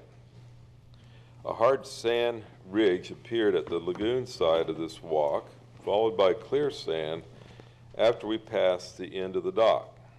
The soft sediments were muddy, but were definitely not a colloidal suspension, the consistency of mayonnaise. That is the definition of muck, at least muck as strictly defined by Dr. Treffery. I was not observed. So there is no need for muck removal, as apparently there is no muck, but only a limited deposit of soft sediments in a small area at the base of the ramp. The water was shallow at the ramp, and the depression from the ramp out into the lagoon is very shallow, not much above a half meter or a meter, so we could easily wade all of that as you walk from shore out towards the open lagoon. The very shallow water depth is also why larval and post-larval fish are attracted to the Oslo shore of the lagoon. They're seeking shallow water. During this walk, we captured newly settled juvenile common snook over the bottom of the base of the ramp. And of course, this is one of the major fishery species using the Oslo site as a nursery site. Thank you. Thank you. Is that it? Okay. So Grant, let me just ask you this. We surveyed this 3 years ago and documented extensive muck in the channel. So did it just miraculously disappear, or do you think it got resuspended and spread it out over a large area now? Well, I'd have a question as to the description of that material. You know, was it a colloid historically? You know, was it actually what we define muck as here in the lagoon at that time? But it definitely is not there now. Okay, but again, the question is, did it miraculously disappear, or is it now just spread out over a larger area? Well, I question its presence in large volumes at that time as well, if there wasn't a detailed study of the substance itself. There was. We have certified engineering surveys that show the existence of the muck. Those have been readily available for 4 years now. Were they marine chemists or were they engineers? They were engineers, and we had our also an environmental consultant. Rich, could you throw this up on the Elmo, please?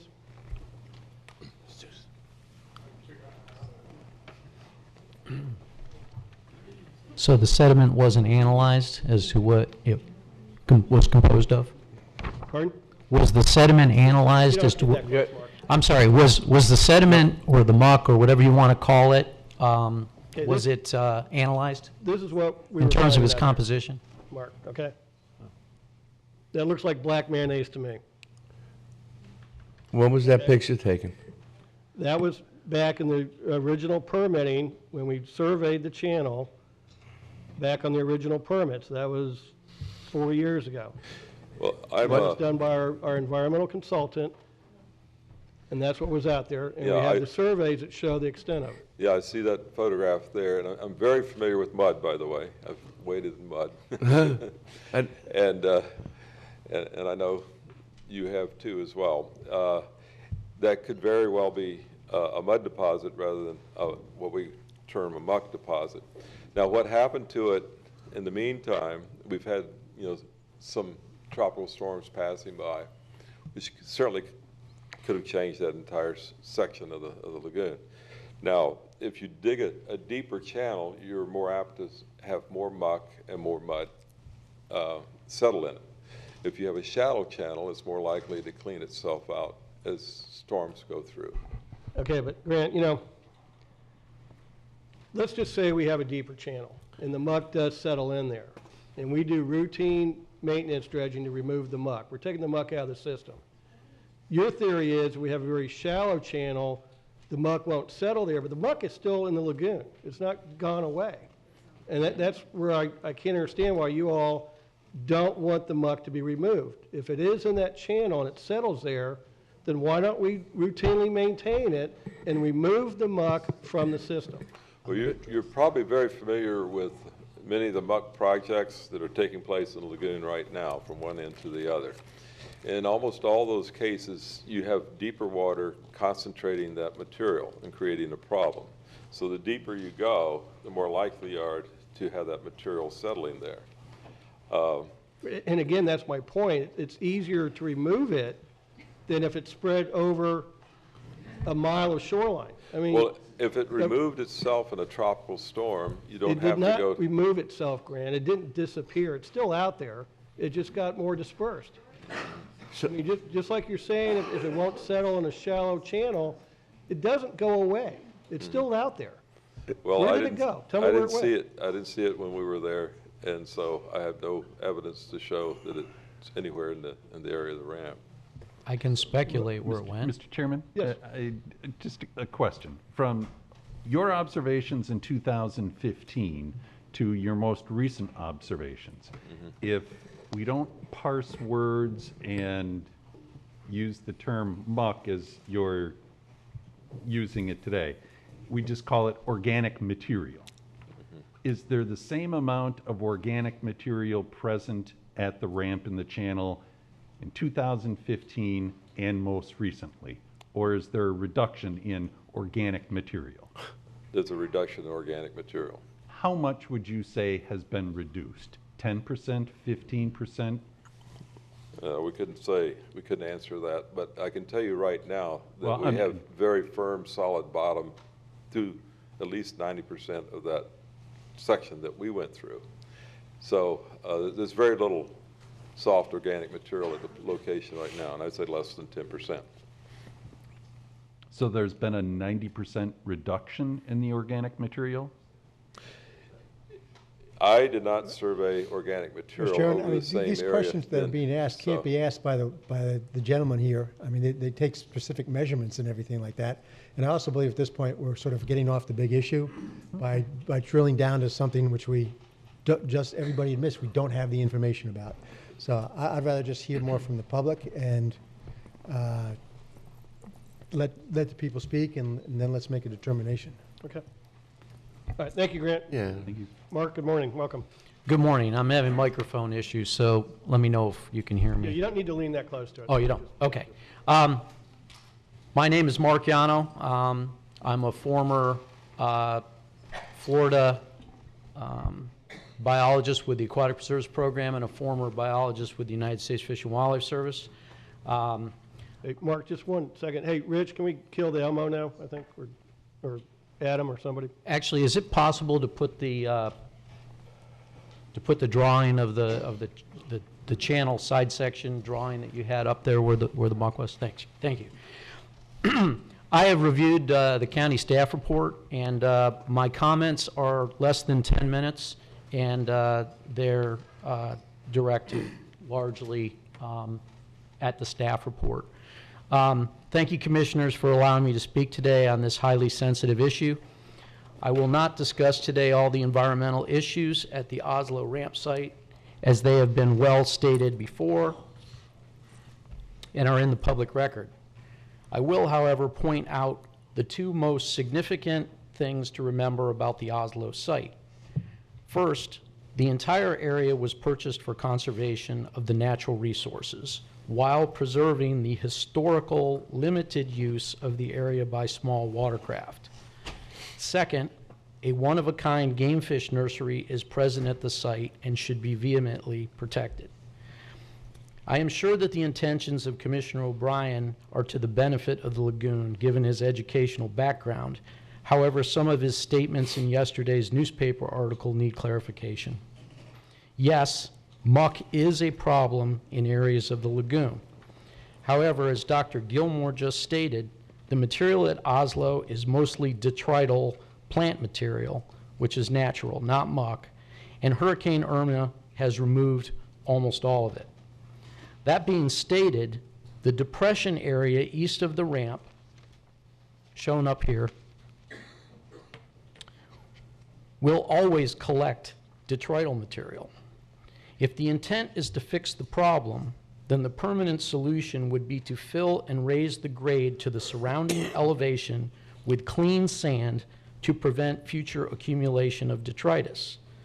Although a channel was never dredged to the intracoastal waterway, a short area apparently was dug from the boat ramp out a couple hundred feet to where the old fish house used to be.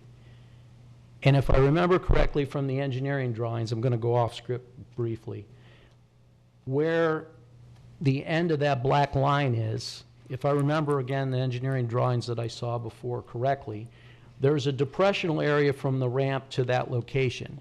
And then, according to the engineering drawings, there's about a 1.5 foot rise in the elevation.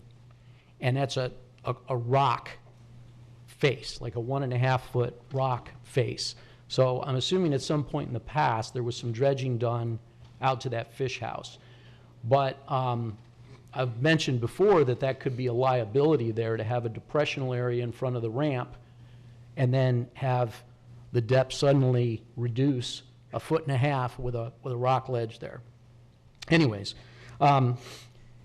this short area east of the ramp dock could be filled with clean sand to prevent the detritus from returning and being a continuing maintenance issue.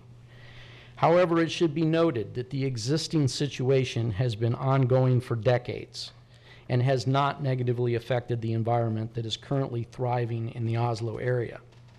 Also, the detritus that collects is light material that will be almost impossible to mechanically dredge, as the staff report says suction dredging is no longer an option.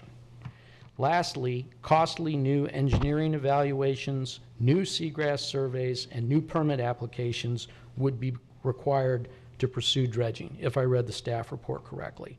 It should also be noted, I'm slightly going off script again, that Brevard County is doing a lot of muck removal. But it's my understanding that the plan is to remove the muck from these deeper areas and in most cases fill in that depressional area with clean fill so that it doesn't accumulate these sediments again in the future. So yes, muck removal is important, but understand there's a second component to it if I understand what they're doing in other parts of the lagoon correctly, and that is to shallow up the water depth so that muck doesn't come back. The second thing that needs clarification is the perceived concern over sediment from the existing road, and that will be addressed by Dr. Loftus after my comments. Natural limestone rock material has been used for decades at the east end of Oslo Road. This white material is not the harmful silt that is causing problems in other areas of the lagoon. It is natural material that is part of Florida's marine ecosystem. Placing asphalt millings on the road would, however, pose a serious threat to the surrounding conservation area and game fish nursery. Toxicity of milled asphalt to wetland areas is well documented, and I provided a list of references to the county last December. In addition, I would like to quote from the Asphalt Millings Guidance document of the state of New Jersey. Yeah, go ahead, New Jersey, get a rope. But anyways, it states, this Asphalt Millings Guidance document from the state of New Jersey states, quote, "The bitumen binder used in asphalt paving applications contains a large concentration of a family of carcinogenic compounds which can pose serious human health and environmental concerns," end quote. As concrete millings are also being proposed, I present the following. The EHOW website states, quote, Limestone differs from crushed concrete in that the former constitutes a naturally formed rock found in marine environments, and the other is a man-made construction material, end quote. Wikipedia states, quote, the presence of some substances in concrete, including useful and unwanted additives, can cause health concerns due to toxicity and radioactivity. It goes on to say, since concrete is porous, there is the possibility that it may contain toxic fuels, lubricants, and VOCs, end quote. And lastly, the Notre Dame University News stated, quote, the biggest barrier to using recycled concrete has been the variability and uncertainty in quality, end quote. The logical takeaway from these quoted sources is concrete millings may be better than asphalt, but still pose very real and damaging risks to the marine environment along the Oslo Riverfront Conservation Area. Juvenile marine game fish are very delicate at this stage in their life, and toxins at any level could render the existing nursery area a virtual dead zone. This appears to be an unacceptable risk when the existing limestone road has proven for decades to be compatible with the conservation area. Regarding the proposed placement of additional regarding the proposed placement of additional markers in the water, I would argue that Oslo Road has one of the best marked areas in the entire county. Since the Florida Fish and Game Commission is required to permit all placement of markers in the lagoon, I would like to request a copy of the permit the county received for them to see if any criteria exists regarding the number of markers allowed per 100 feet. I am concerned because as a licensed boat captain, I would think too many markers in an area may pose a serious navigational hazard at night outside the manatee slow speed zone. Manatees are another issue that needs some clarification.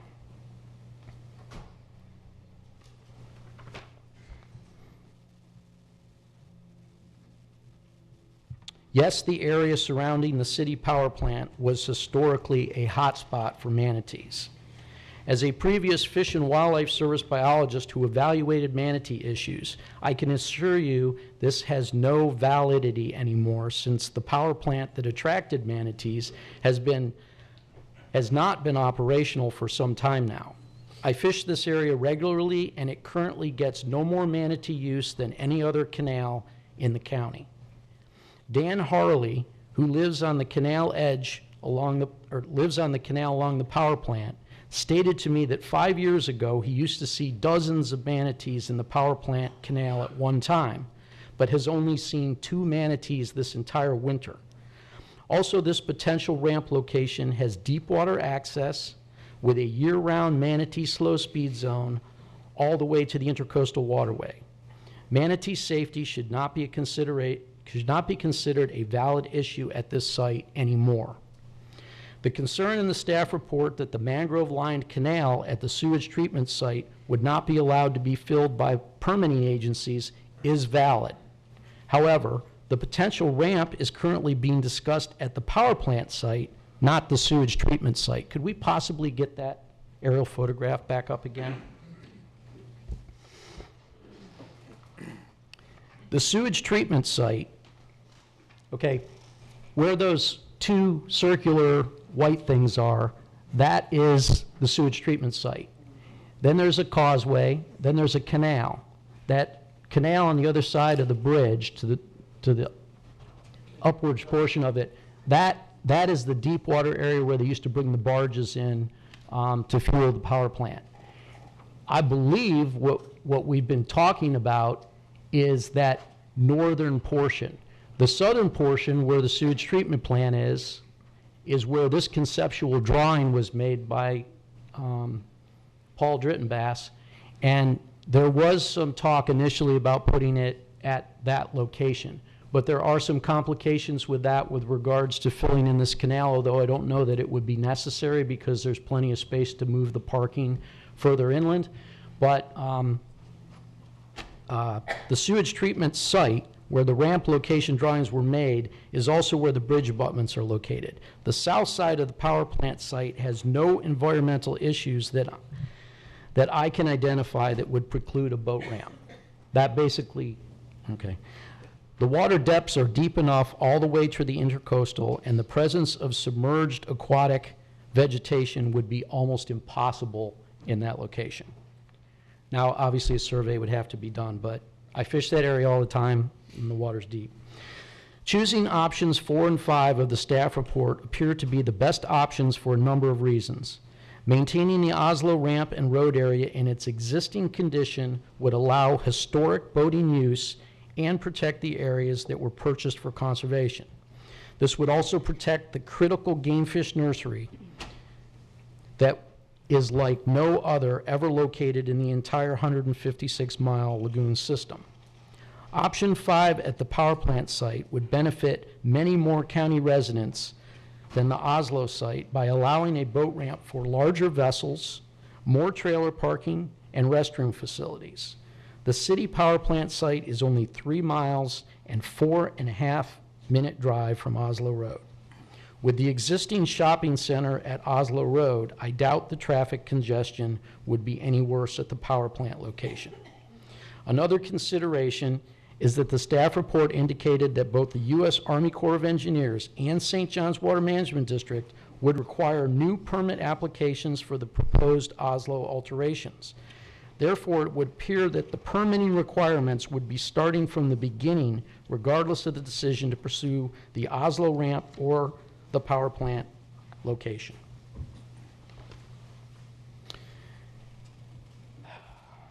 I've added one small thing. The commissioners were discussing earlier limited funds and cost benefits of environmental projects. I believe, and I could be wrong, that about $470,000 of money was transferred to the county, or that's what's left, $470,000 of money that was transferred to the county years ago under the Boating Improvement Fund. Now, I know it's out of the budget, but I think the money's still there somewhere. I would think an amendment could be given by the state to allow those monies to be used at the power plant site instead of the Oslo site due to the environmental concerns at Oslo. Thank you again, commissioners, and let me end with a proposition. When I worked for the U.S. Fish and Wildlife Service, I was trained and had years of experience reviewing the very kind of projects we are discussing. If the commissioners vote to choose options 4 and 5, I offer my assistance free of charge to help county staff obtain the necessary permits to place a boat ramp at the city power plant site. Thank you, and I would be happy to answer any questions the commission might have. Anyone? I just have one. What is the zoning at the power plant site? Would a marina or some facility similar fit in that zoning category? It's my understanding, I'm not clear on the zoning, but it's my understanding that that area was not zoned for a marina based on the power plant being there and the manatee concerns. Obviously, the power plant has been decommissioned.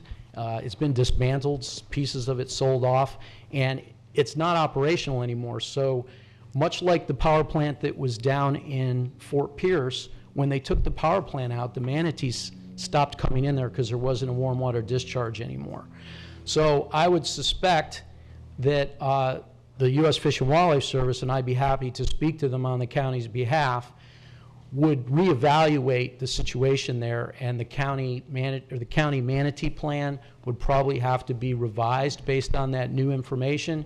And I don't know about how zoning works, but the zoning probably was dictated by that manatee plan and the concerns over the power plant. Thank you, Mark. Yes, sir. Name and address for the record, please. Yes, sir. Thank you for the opportunity to speak this morning. My name is Bill Loftus. I'm a county resident at 5600 Dominica Street. I have a PhD in aquatic biology. I'm a research scientist, retired from the U.S. Geological Survey, and right now I'm working part-time as a biological consultant. I've worked professionally in Florida for more than 40 years, primarily in South Florida, and also done work on fish and aquatic sciences in Yucatan, Belize, Africa, and Alaska. Today I'm here to address some concerns that I've been reading about the roadbed leading to the Oslo boat ramp. There's the proposal that Mark talked about, dealing with trying to cover the road, which is now shell and sand and limestone, with some kind of milled or crushed surface. The existing road consists of native and natural materials that make up the Florida Peninsula, namely sand, often carbonate sand, shell, and limestone. Depending on its origin, if you're not familiar with limestone, you may have heard it called coral rock, lime rock, marl, even chalk, and also coquina, which is a conglomeration of shells which are also composed of limestone. We also use lime in our gardens in order to sweeten the soil when we're planting. So it's a very natural material. And the basic chemical compound is calcium carbonate, the same material that makes up seashells and corals. Roadbeds in our county are still made of these same materials, whether it's just the foundation for the roadbeds that are then paved over, or in many cases, it's just the entire roadbed itself made of these materials. All of the roads along our canal levees, including the major relief canals, around all of our mosquito impoundments, and even the roads and parking areas leading to ramps like Gifford Dock and McWilliam Park, are made of sand and shell. So with all of these roads in the county, it's puzzling to me why so much of a concern specifically about Oslo Road. Apparently, after heavy rain events, people have seen white cloudy material entering the ditches along the sides of the road, and it causes a temporary turbidity or cloudiness in the water. The situation isn't limited to Oslo Road. It happens wherever we have these kind of limestone roads in the county. But because the heavy rains are flushing these fine particulates into the water. This particulate material that comes out of limestone or sand is known as rock dust or rock flour. It's perfectly harmless, perfectly natural. The point is that this temporary flush after a rain tends to happen when specifically new material has been laid down on a roadbed. There's a lot more particulate available at that point. As long as the turbidity doesn't last for days or weeks to cut down on light attenuate or to attenuate light going into the lagoon, it's perfectly natural and not harmless. And as the road ages, this kind of turbidity becomes less and less frequent. I'm going to make a statement that it might even be beneficial. Now, if any of you have ever kept an aquarium with African cichlids that are hard water fishes, or saltwater fish and invertebrates, you know that calcium is absolutely essential to their health. We use limestone gravel typically in the aquarium. We'll also sometimes add calcium compounds into the water to replace what's being used, and that enables the pH to stay up and enables these animals to use those minerals to construct their skeletons. Right now, scientists are showing that our coastal waters and our oceans are becoming more and more acidic. It's called ocean acidification. This is contributing to the death of coral reefs around the world, and economically it's damaging people who are oyster and clam farmers because the oysters and clams can't get enough calcium carbonate out of the water. The shells on these organisms are becoming brittle, and it's an economic disaster in the making for these poor farmers. So my contention is that the small amounts of rock dust entering the area along Oslo Road may actually be somewhat beneficial to the lagoon. And even if it's not, it's a perfectly natural material. When it hits salt water, if there's too much carbonate already in the salt water, it's just going to precipitate out and it's going to become part of the substrate. Because after all, our lagoon bottom is nothing more than sand and limestone. So in closing, my feeling is that runoff from the Oslo Road is a minor issue compared to the amount of runoff coming from our major relief canals and stormwater drains. After 50 years of having the roadbed there, certainly we would have seen some degradation of the seagrass beds and the fish nursery out there. But instead, we're seeing that the lagoon in that area is actually a little bit more healthy than elsewhere in the county. So I would request that you do the county taxpayers and the environment a good turn by just maintaining the status quo in that area and just voting down this project. Thank you. Thank you. Thank you, Dr. Loftus. Thank you, sir. Okay. Morning. Name and address for the record, please. I'm Dr. Edie Witter. I'm the CEO and Senior Scientist of the other ORCA, the Ocean Research and Conservation Association in Fort Pierce.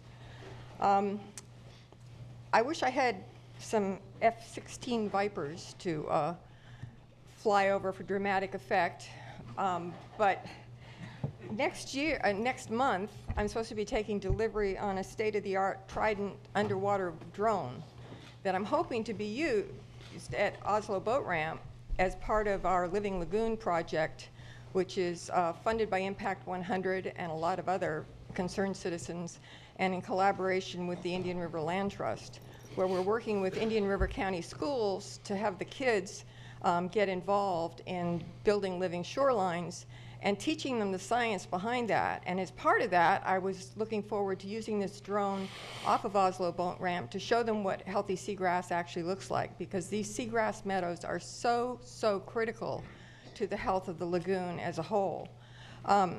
Since the previous speaker addressed a couple of the points I'm going to make, I'm just going to segue just briefly, because it does relate to the Oslo Boat Ramp, to something that came up earlier with the aeration study.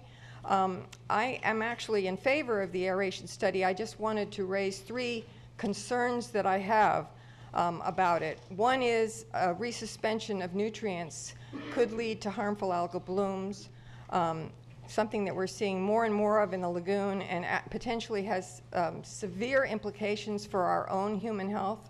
I don't know if you're aware of this, but there was a study that came out in 2015 that was done nationwide to look at the correlation of harmful algal blooms and liver cancer. And there was only one place in Florida where there was a high correlation, a bright red spot, and it was around the Indian River Lagoon and Lake Okeechobee. We need to do everything we can to reduce these harmful algal blooms. The aeration study, I think, would best be done in the winter to try to avoid stimulating a bloom when they tend to be at their peak in the summer. Also, there's the concern about the leaf blower syndrome, making your dirt your neighbor's dirt.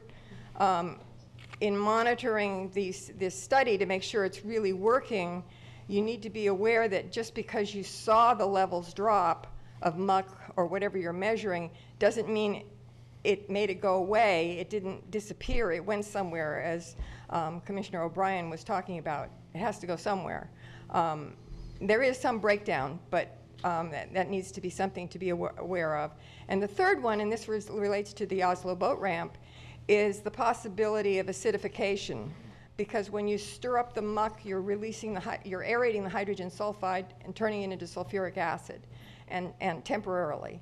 But it could have an acidification effect. And it's something we've become more concerned about because we are seeing, as just mentioned, increased effects of acidification that's impacting the seagrasses around the world, actually. And so I actually was going to go into more detail, but it's just been covered for you, that the paving the Oslo Road might be the absolute worst thing you could do for the seagrass meadows, because I think there's a very good chance that that coquina rock is acting as a buffering agent. That's why the seagrass is healthier there than anywhere else in the lagoon. It's buffering the acidification that we're seeing in other places, and it's creating that sand ridge that was mentioned that actually helps the seagrass and the filtering capacity of that region. So to undo that would be a tremendous tragedy, and we need to be thinking about doing no harm wherever we have healthy areas. And so I would encourage you not to pave over that road. Anybody that wants to see the buffering capacity of the Oslo Road, just go down and get a little of that road dust, put it in a glass and add a little vinegar. You'll see it bubble. It's a buffering agent. And I think it's what's been protecting the seagrass there. Why would we want to screw that up? Thank you. Thank you. Mr. Chairman. Commissioner Fletcher. Dr. Witter, I don't know if this is a question for you, and before you get, you mentioned the acidification, and I realize that pH is very important for fish fry, not the one you do on Friday night, but both actually. For the youth, well, there's not many. Okay.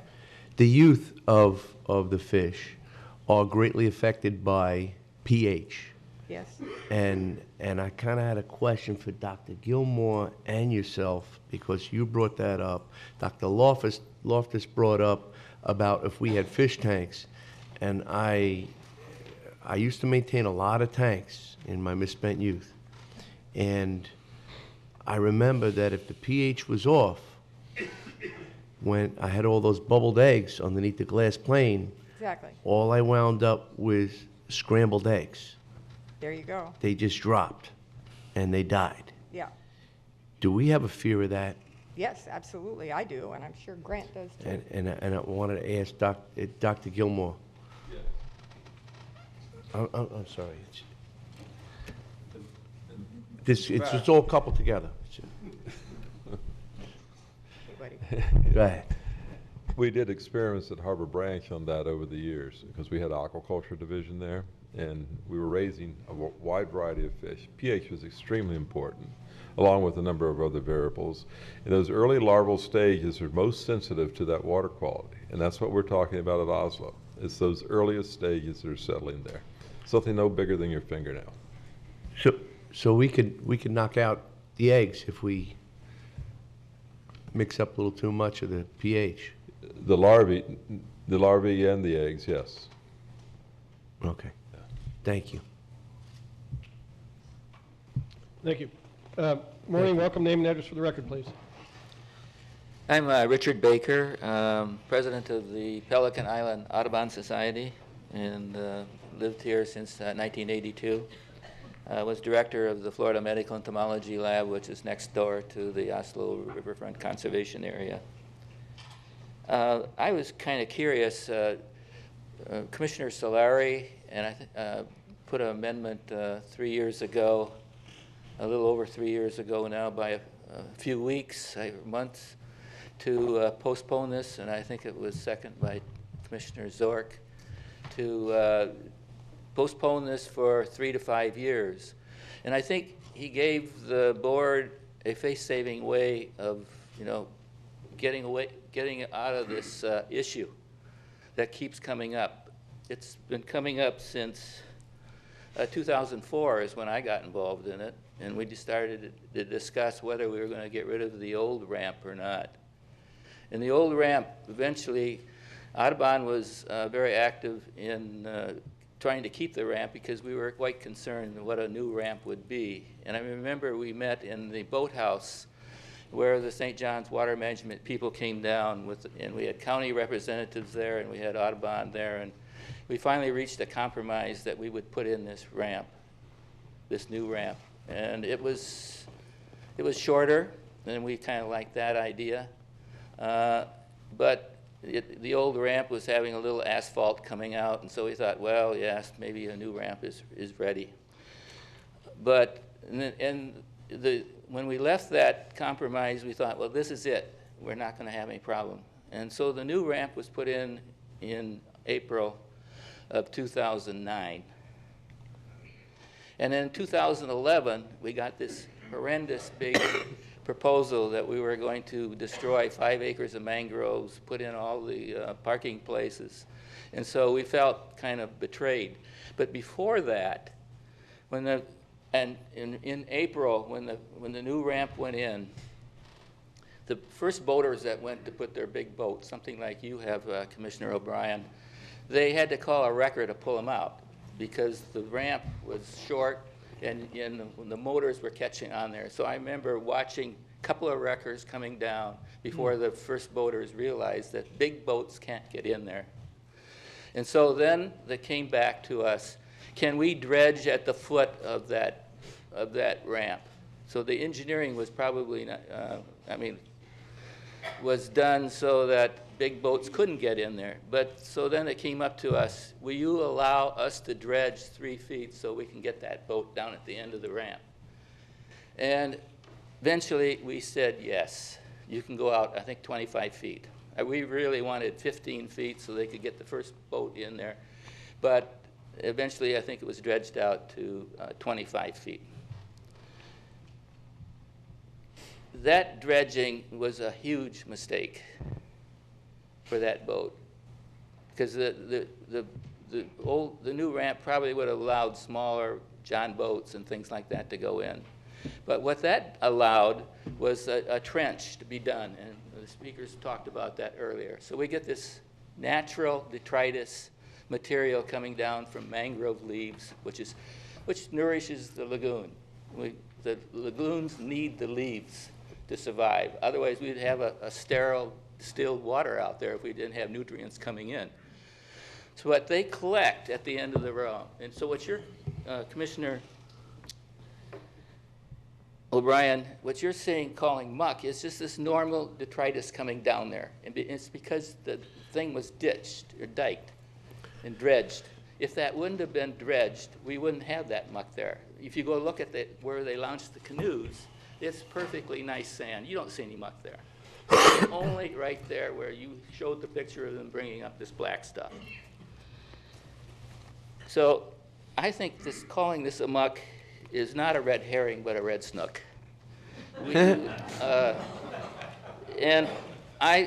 This muck doesn't exist. You had a number of scientists. You got any scientists supporting you on this project? Maybe. Is there anybody here that supports the project?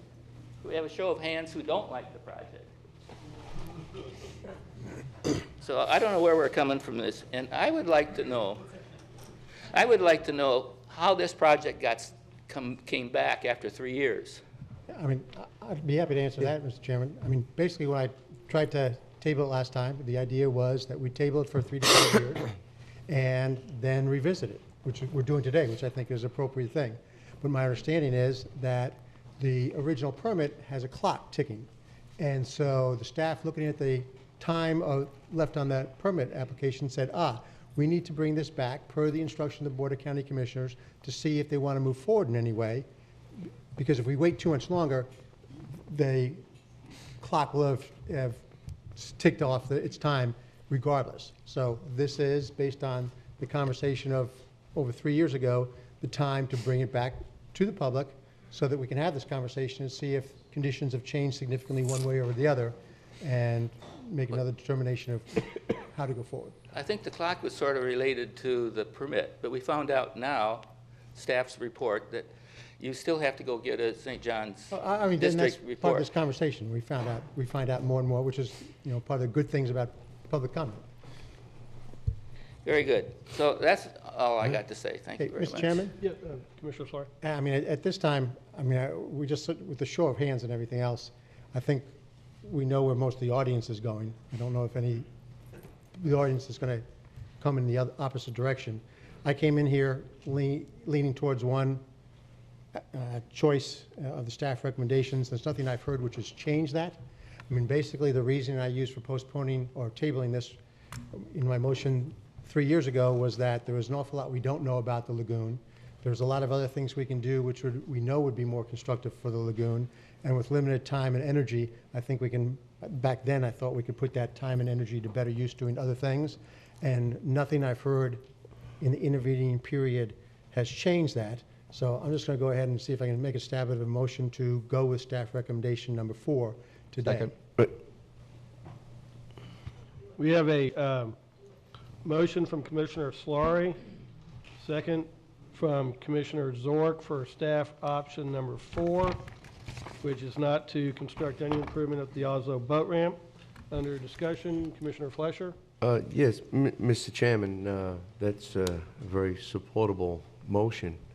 I'd like to know that we put it to bed. I'd like to know that.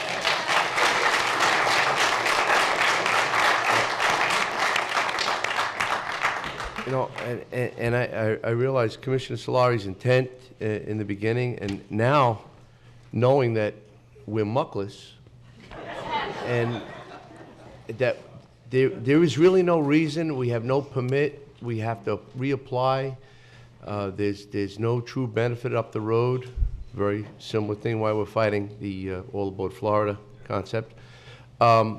There's no benefit to the citizens that can be perceived, and I was hoping that we can include option number 5 as well.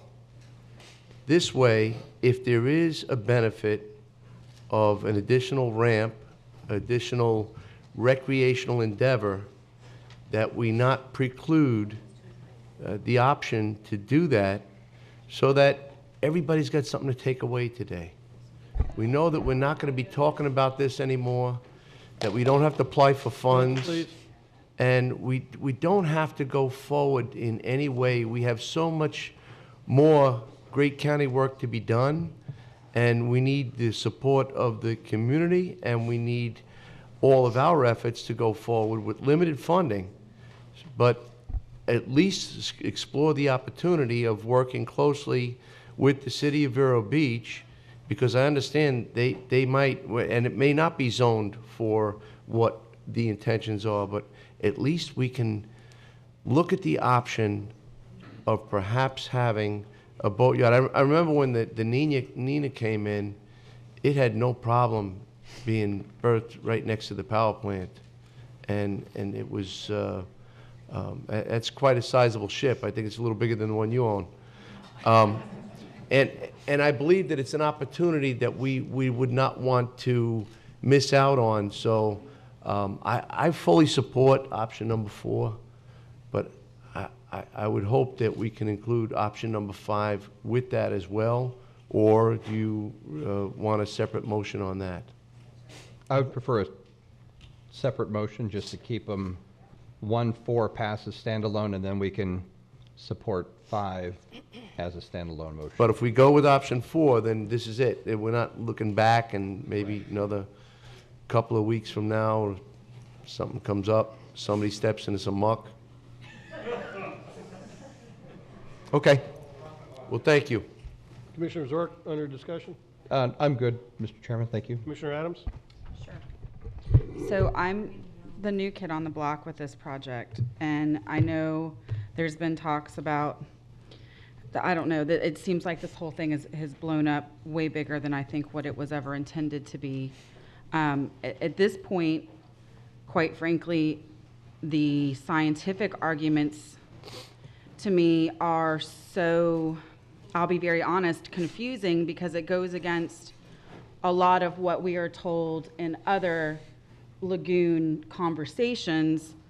You know, for instance, the limestone, and I get how that is beneficial to this area of the lagoon, but in other conversations, you don't want that type of runoff. So it's counterintuitive. But moving on from that point, it's just hard for me to reconcile some of that in my mind.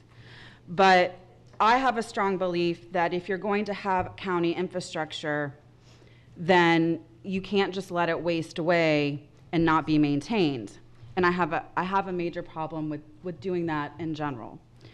But I have a bigger problem with doing a project halfway. And personally, I think that this boat ramp is never going to be more than what it is. And the scaled back version doesn't really touch whatever changes were going to be made in the past. So it just becomes, is this really worth it? Are we putting money where we need to be? Is the end result of this project going to be what it needs to be? And to me, that answer is no. So it's not worth going down this path and continuing this whole argument and conversation. As far as moving on with the city's proposal, I mean, that's an interesting option. I think that they have a lot more problems with that property and what they can do there than what this conversation has brought up. That is an option. I don't think it's the only option. I don't think that it is necessarily something we need to spend a lot of time on, because there's things there that need to happen. There's conversations that would need to occur for them to even be able to put in a boat ramp there. And I don't know if that's really the best location. So, you know, that's kind of where I am with option 4 and 5. Thank you, Commissioner Adams. Commissioner Fleur, did you have anything under discussion? No, sir. I think my motion's clear, and be happy to hear from the rest of the public who would like to comment and then have a vote. Okay. Just where I'm on this, you know, the lagoon has a nutrient problem, okay? And I think a few years ago, we reached a tipping point where the amount of nutrients coming into the lagoon overwhelmed the capacity of the system to utilize those nutrients without harmful blooms and things like that. Dr. Treffery has well documented that when the muck is resuspended, it is a source of releasing nutrients into the lagoon.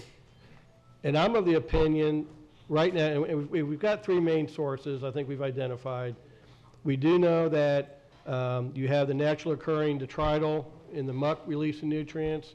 We have seepage from septic systems releasing nutrients. We have fertilizer and mainland sources of nutrients. And how I look at it is every extra pound of nutrients that we have in the lagoon now is we're beyond that tipping point, and that it doesn't matter the source, doesn't matter where it comes from, that we need to get every single drop of these excess nutrients out of the lagoon. Dr. Baker was correct. Muck is comprised of a lot of organic material, and a lot of that is from red mangrove leaf litter breaking down. But I also believe that, and I think Grant would even agree here, that probably the lagoon has more red mangroves due to mosquito impoundments than it ever had naturally. Normally red mangroves are lined up along the shoreline for shoreline protection. The leaf litter falls there on the shoreline, breaks down into detritus, and would be consumed by the organisms living there in that community, in the prop roots and nearby grasses and such. Because of the mosquito impounding, we have thousands of acres that have now converted from an open marsh habitat, and as Grant says, and he leads with many of his publications, a monoculture of red mangroves have taken over. So while I know mangroves are sacred, but again, they are a source of nutrients via the muck and detrital coming into the lagoon and causing us, again, to be overreaching that tipping point. I look at the fact that we have, Dr. Baker, just for your information, the surveys we took 3 or 4 years ago when they were first done, we found muck all the way out to the 200-foot mark. The entire channel had muck in it, and we have those drawings, we have that certification.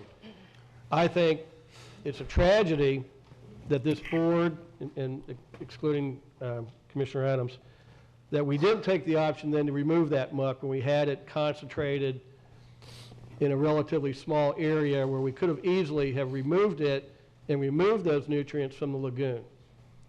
Now everybody says, well, the muck is gone, but it's not gone. It's just moved somewhere else in the lagoon, probably where it can get resuspended and, again, release the nutrients and cause harmful effects. So I look at it as a lost opportunity that we could have removed nutrients from the lagoon, but the board failed to take that action. And I disagree with the idea that if we fill the channel in, the muck will never happen. The muck will still happen. It'll just go somewhere else where it's harder to remove. It'll be spread out over a wider area. It won't be concentrated in a deeper area where it's easier to remove. And I just think that we need to remove all nutrients that we can, because again, we've reached this tipping point. The amount of nutrients is just overwhelming what the lagoon can assimilate. And not only do we need to prevent more nutrients getting into the lagoon, I think we need to really step up and reduce the amount, that legacy load that's in the lagoon now. So I know we have a couple more people that wish to speak, but we do have a motion on the floor. I'll ask the speakers, do you have any new information to present so that the board can go ahead and move and vote on this motion? My name is Barry Sachs. I live at 399 West Key Lime Square, Vero Beach. The only thing I wanted to point out to you, you've already made your decision. If you hadn't, I have given you each a picture. Within 6 miles of Oslo Road heading south on US 1, just after Indrio, there is a marina that I don't think anybody knows about. It's called the Village Marina. I use it every week. And it's very deep. There are huge boats in there. The ramp is fantastic. You could get your boat in without any trouble. It's off of Torpay Road. And as I say, it's within 6 miles of Oslo. I don't think people know about it. I think if they knew about it, they'd be very happy to go and use it. I came here just to let you people know that it is there. And in making your decision, you don't have to worry so much about where it's going to be in Vero Beach. It's not necessary in Vero Beach. There's one that's already right down the road. Okay, that was good. it. Thank you. Did you have anything of new information? Well, mine is basically towards number 5, so I don't know, do you want me to talk now? No, why don't we wait and see? We're just looking strictly at number 4 right now, okay? If there's a motion made for number 5, then we'll be glad to hear your thoughts on it. But right now, 5's off the table. So should I sit down? Pardon? So should I sit down? Sit close, because it may come right back up. It will. No. All right, so we have a motion from Commissioner Solari, seconded by Commissioner Zork, for staff recommendation of option number 4, which is not to construct any improvement at the Oslo boat ramp. Having what I'd say is full and open discussion with the public, we'll go ahead and proceed to vote. All in favor of the motion signify with aye. Aye. Aye. Those opposed, nay. Nay. That motion carries 4-1 with Commissioner O'Brien opposed. And that concludes that. Now, Commissioners, is there any other further option before we adjourn? Mr. Chairman.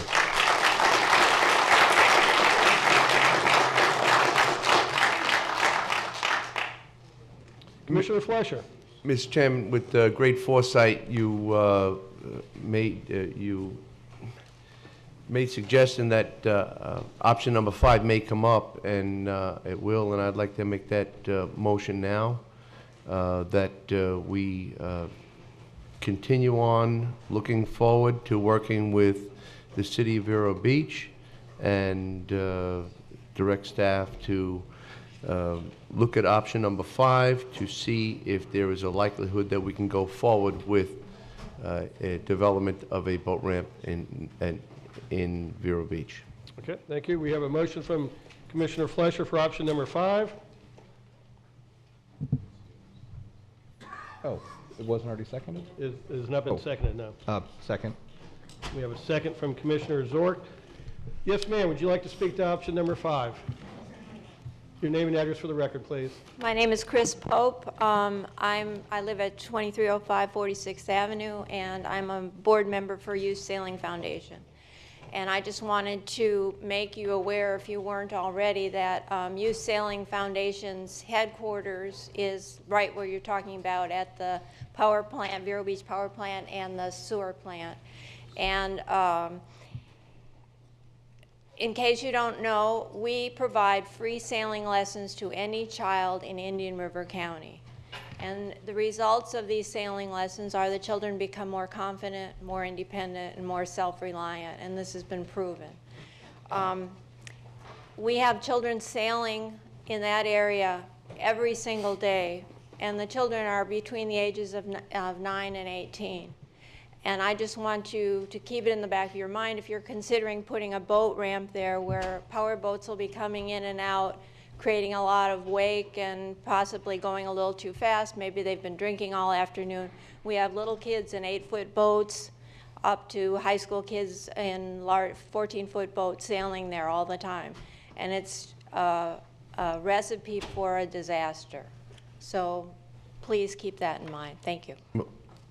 Ms. Pope? Thank you. Mr. Chairman. My intent is not to disrupt anything that the youth sailing organization is doing. As a matter of fact, I mean, I admire what the youth sailing program is doing, and have witnessed the youth doing the right thing with boats because of your efforts. Thank you. It's not to say that I don't know if a boat ramp, again, look how many years it took us to get to where we are right now. I don't know if a boat ramp is going to be so detrimental to the youth sailing organization as you might suspect, because there will be larger boats, or could be larger boats. But the area in, again, I see the area about the power plant is so wide that I believe that there might be room for all the citizens to be able to enjoy and indulge in safe boating practices.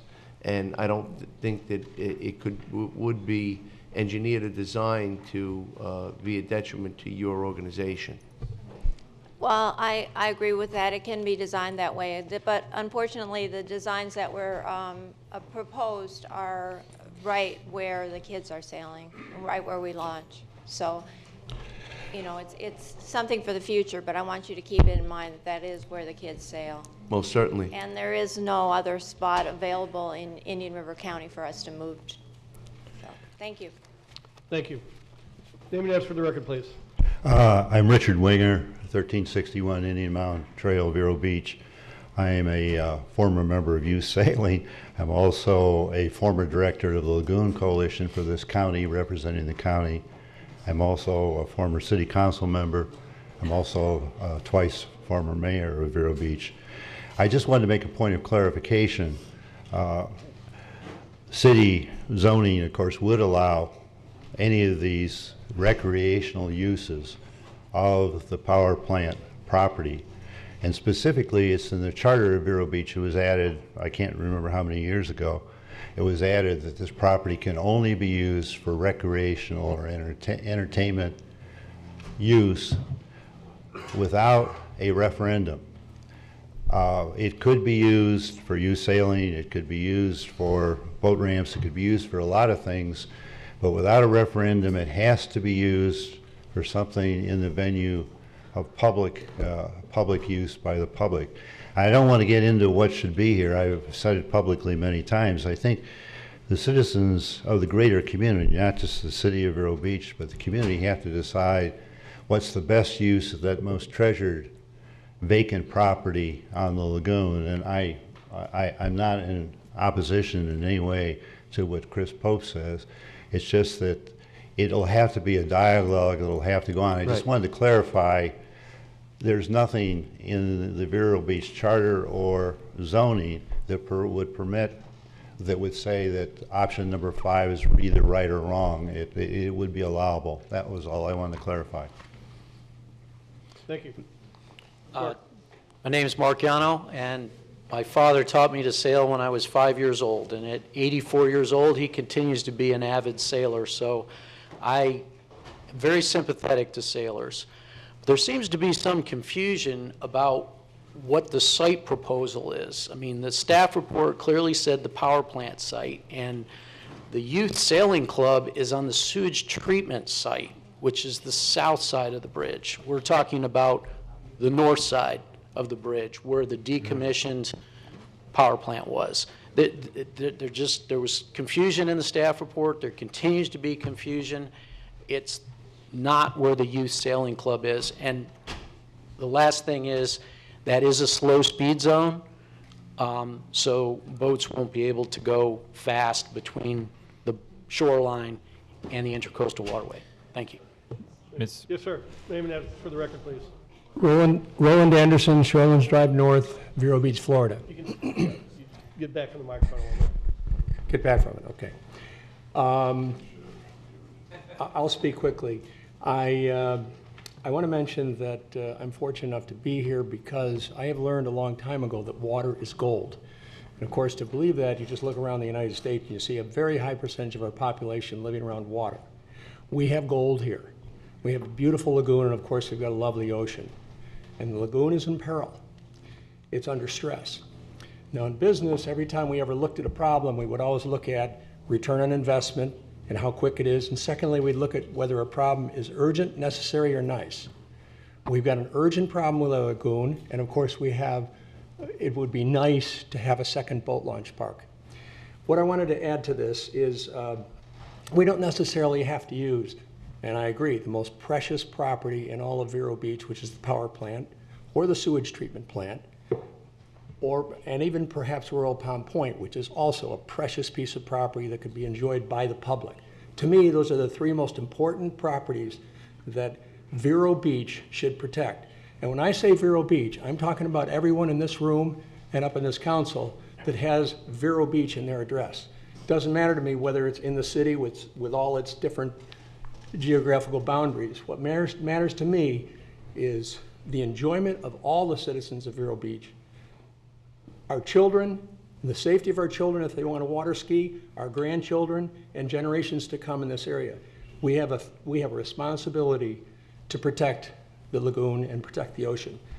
So the only thing I'm going to say is, if you look up and down, any place there's already an access dredged where boats can go in and out should be consideration for a second boat launch park, which I don't, or ramp, which I don't think anyone is opposed to. Of course, we could expand McMillan Park. We can go across the bridge. We could look at Royal Palm Point. I think we could raise public fund or private funds, maybe in cooperation with public funds, and buy a property along there if it came up. Obviously, there are a lot of points that, or boats that go in by the Vero Marine and all the way down to the other end. No additional dredging is needed. No additional damage to the lagoon in pristine areas like Oslo Park. I know that's a dead issue at this point. But you have Royal Palm Point. The A.W. Young Park perhaps has some potential. I'm not suggesting we use that. But any place all along where you already have it, of course, we've got the Fairlane Mobile Park. There's inlets there. It's my understanding that sooner or later that probably will come up for sale. I believe the owner's wife has died. He's an older man. Who knows what's going to happen there? We have eminent domain. So I would guess that the majority of the citizens of Vero Beach aren't necessarily opposed to having a second boat launch park on the south side. I'm sorry, on the north side. The west side of the Indian River. But it's just a matter of where we do it and how we do it. And there are a lot of options. The last thing we want to do is anything that is detrimental to the recovery of this lagoon. That's all I wanted to say. Thank you. Jason, you had a comment? Yes, I just wanted to address a couple of things. One is the location that Mr. Iano mentioned. The direction we got and what I thought was the power plant site. However, I did go over and meet with the city manager, Jim O'Connor, and Councilman Lang Sykes, and we were discussing the option with the city, and they pointed us to this place underneath the bridge and on this sewer plant site. So that's where that came from. That's not definitive. The city council could do something else, but that's how we got to the southern portion there, and the drawing was I think had been done by Paul Drayton Boss at one time. So just wanted to mention that. We do have some concerns about that site getting it permitted. We'd have to have Fish and Wildlife remove that manatee safe haven designation. If that's the direction we go, I'd like to enlist the support of some folks here to maybe support us and send some letters asking for removal of the safe haven manatee designation there. I think that will be a challenge in doing that. Also wanted to point out that the city, we only had one discussion with the city council, but their commitment for funding was limited in that conversation, and I have concerns about. I don't think the county should be operating a boat ramp or parks facility inside the city. So I think we've got some funding limitations. If we go there, we would need more cooperation from the city than was initially indicated at our one meeting. So just have those concerns about this city boat ramp site. Thank you. Yes, ma'am, your name and address, please. My name's Jean Catchpole. I live at 526 Fiddlewood Road in Vero Beach. And first of all, I want to thank you for taking option 4, which was the position the IRNA wanted you to take. So we want to thank you so much for that. As to issue 5, we also supported that, which I think more than anything was to foster more cooperation between the city and the county. So whether the city site works out by the power plant or not, that's up for future discussion. But it would be nice to see some further cooperation between the city and the county. So I guess we do support the number 5, and I hope that it will pass. Thank you. Thank you. Yes, sir. Yes, sir. Briefly, Paul Fafita again. As far as the 17th Street area goes, CCA is in support of research looking into that area, realizing that there is going to be a number of things dealing with permitting and whatnot. But talking about the funding that Jason had mentioned, we're one of the richest counties on the east coast of the world. I don't think that, I think with the number of people that have shown interest in looking for a facility to launch their boats, a park, that type of thing, I don't think that that's going to become an issue once it becomes known that we've met all of the parameters to accomplish that need, if that makes sense. Well, and Captain, I appreciate that because we are a growing tourism community. We like people visiting us and leaving their dollars within our community boundaries. And boating is very much part of that. A lot of the water recreation that has taken place has been a reason why we have a greater tourism effort than we've had in the past. And a lot of people have found our oyster. And we want it to be done respectfully and safely. And this is an option that I did not want to lose today, that most certainly it may not come to fruition, but I just wanted to be able to move it forward to look at it and vet it all out and get all of the objections out of the way, as it was done with the Oslo boat ramp. And absolutely, in talking about safety, the McWilliams boat ramp, which has 4 boat ramps, has also enjoyed recently some new partners with the rowing clubs. Yes. And those sculls with anywhere from 1 to 8 people in them, in the confines of that narrow channel that go out from the ramp area out into the lagoon, the boaters, the power boaters, are very cognizant of their presence and are very considerate. So consideration would extend to the youth sailing club. We were all kids, you know, some of us not so long ago, and some of us a long time ago. But we all realize that and the importance of the kids to the future of everything, including the boating world. So we're very, very cognizant of that and appreciate it. Thank you. Thank you. Anyone else wish to comment?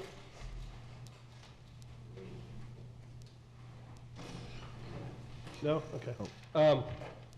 I'm going to go ahead and support the motion, but I still have some concerns about it. I think it's problematic for manatees in this area.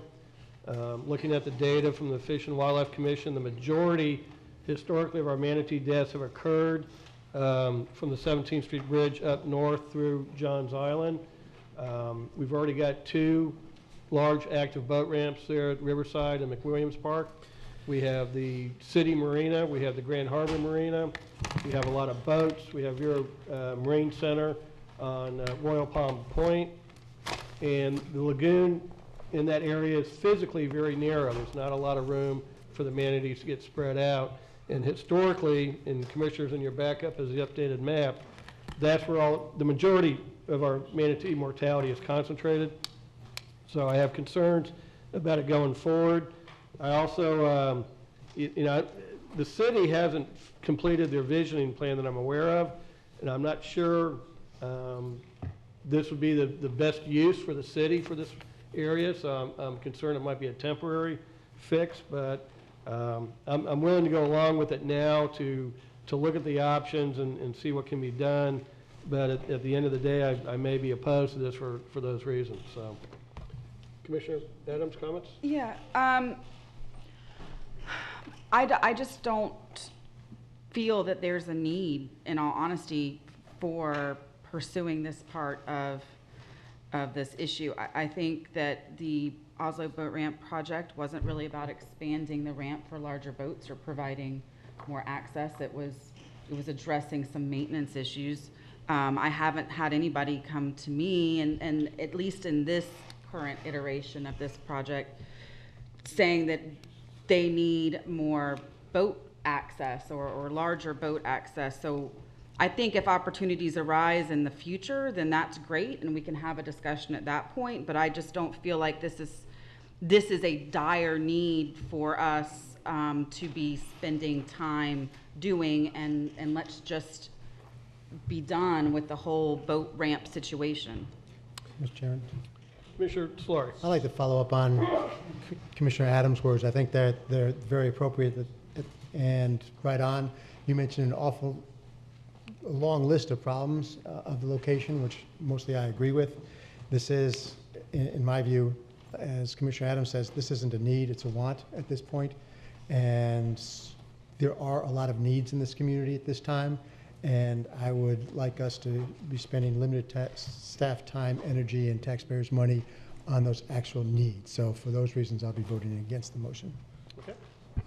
Commissioner Zork, any under discussion and comments? I just feel it never hurts to have a conversation to see where it may lead. There are, I think, a number of hurdles with the site. I don't think just because something's hard doesn't mean you don't try to do it.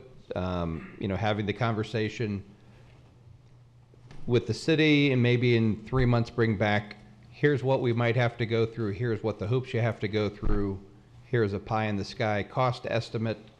Do we want to look at doing some more of a formal joint arrangement with the city? And at that point, you decide yes or no. I think right now I'm more have the conversation, see where it goes. If it goes nowhere, I'm fine with that too. But I don't think there's harm in having the conversation.